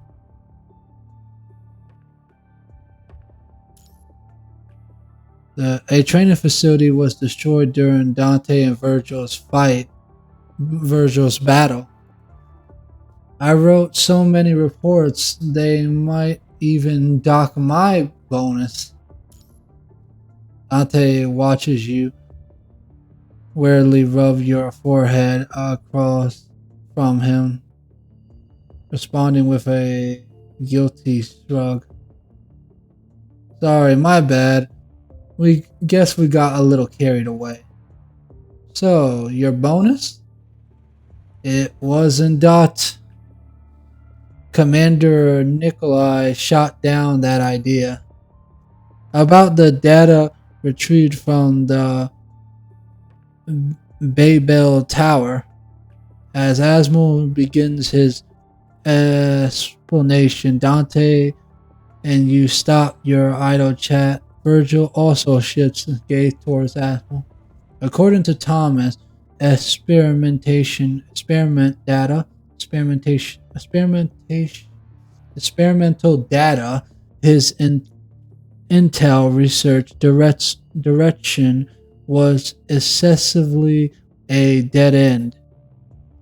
There were two critical turning points afterward. First, the Hurdle Tower shard. Second, the supplement data, and tracing it back to its origins. It's possible that this data involves Dominic. Dominic? Just possible. Just possible. In fact, the foundation theory behind Thomas' experiment derives from Dominic's early research. One could even say it the continuation of an incomplete project Dominic abandoned during the Golden Age. Why didn't Dominic continue the research? For several reasons. A human only has limited energy.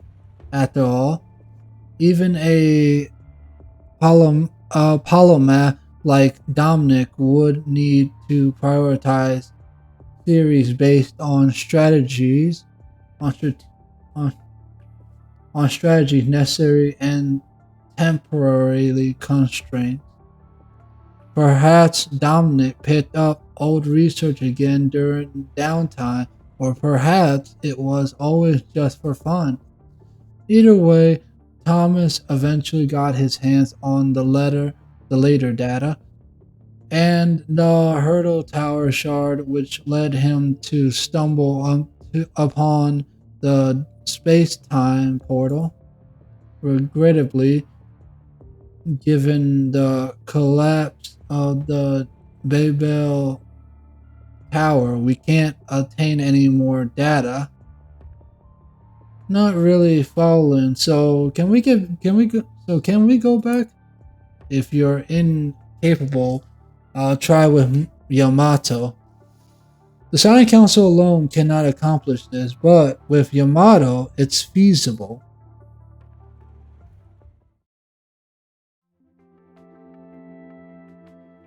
There's a lot of stuff that I just witnessed, and I spent a long time going through this.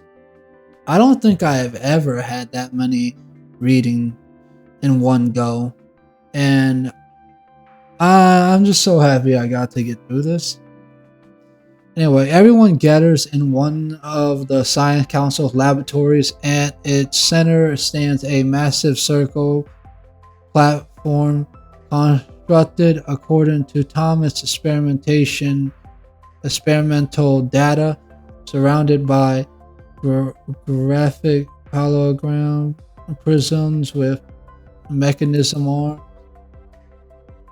You just need to stand in the center of the circle platform and use your mouth to open a portal the usual way.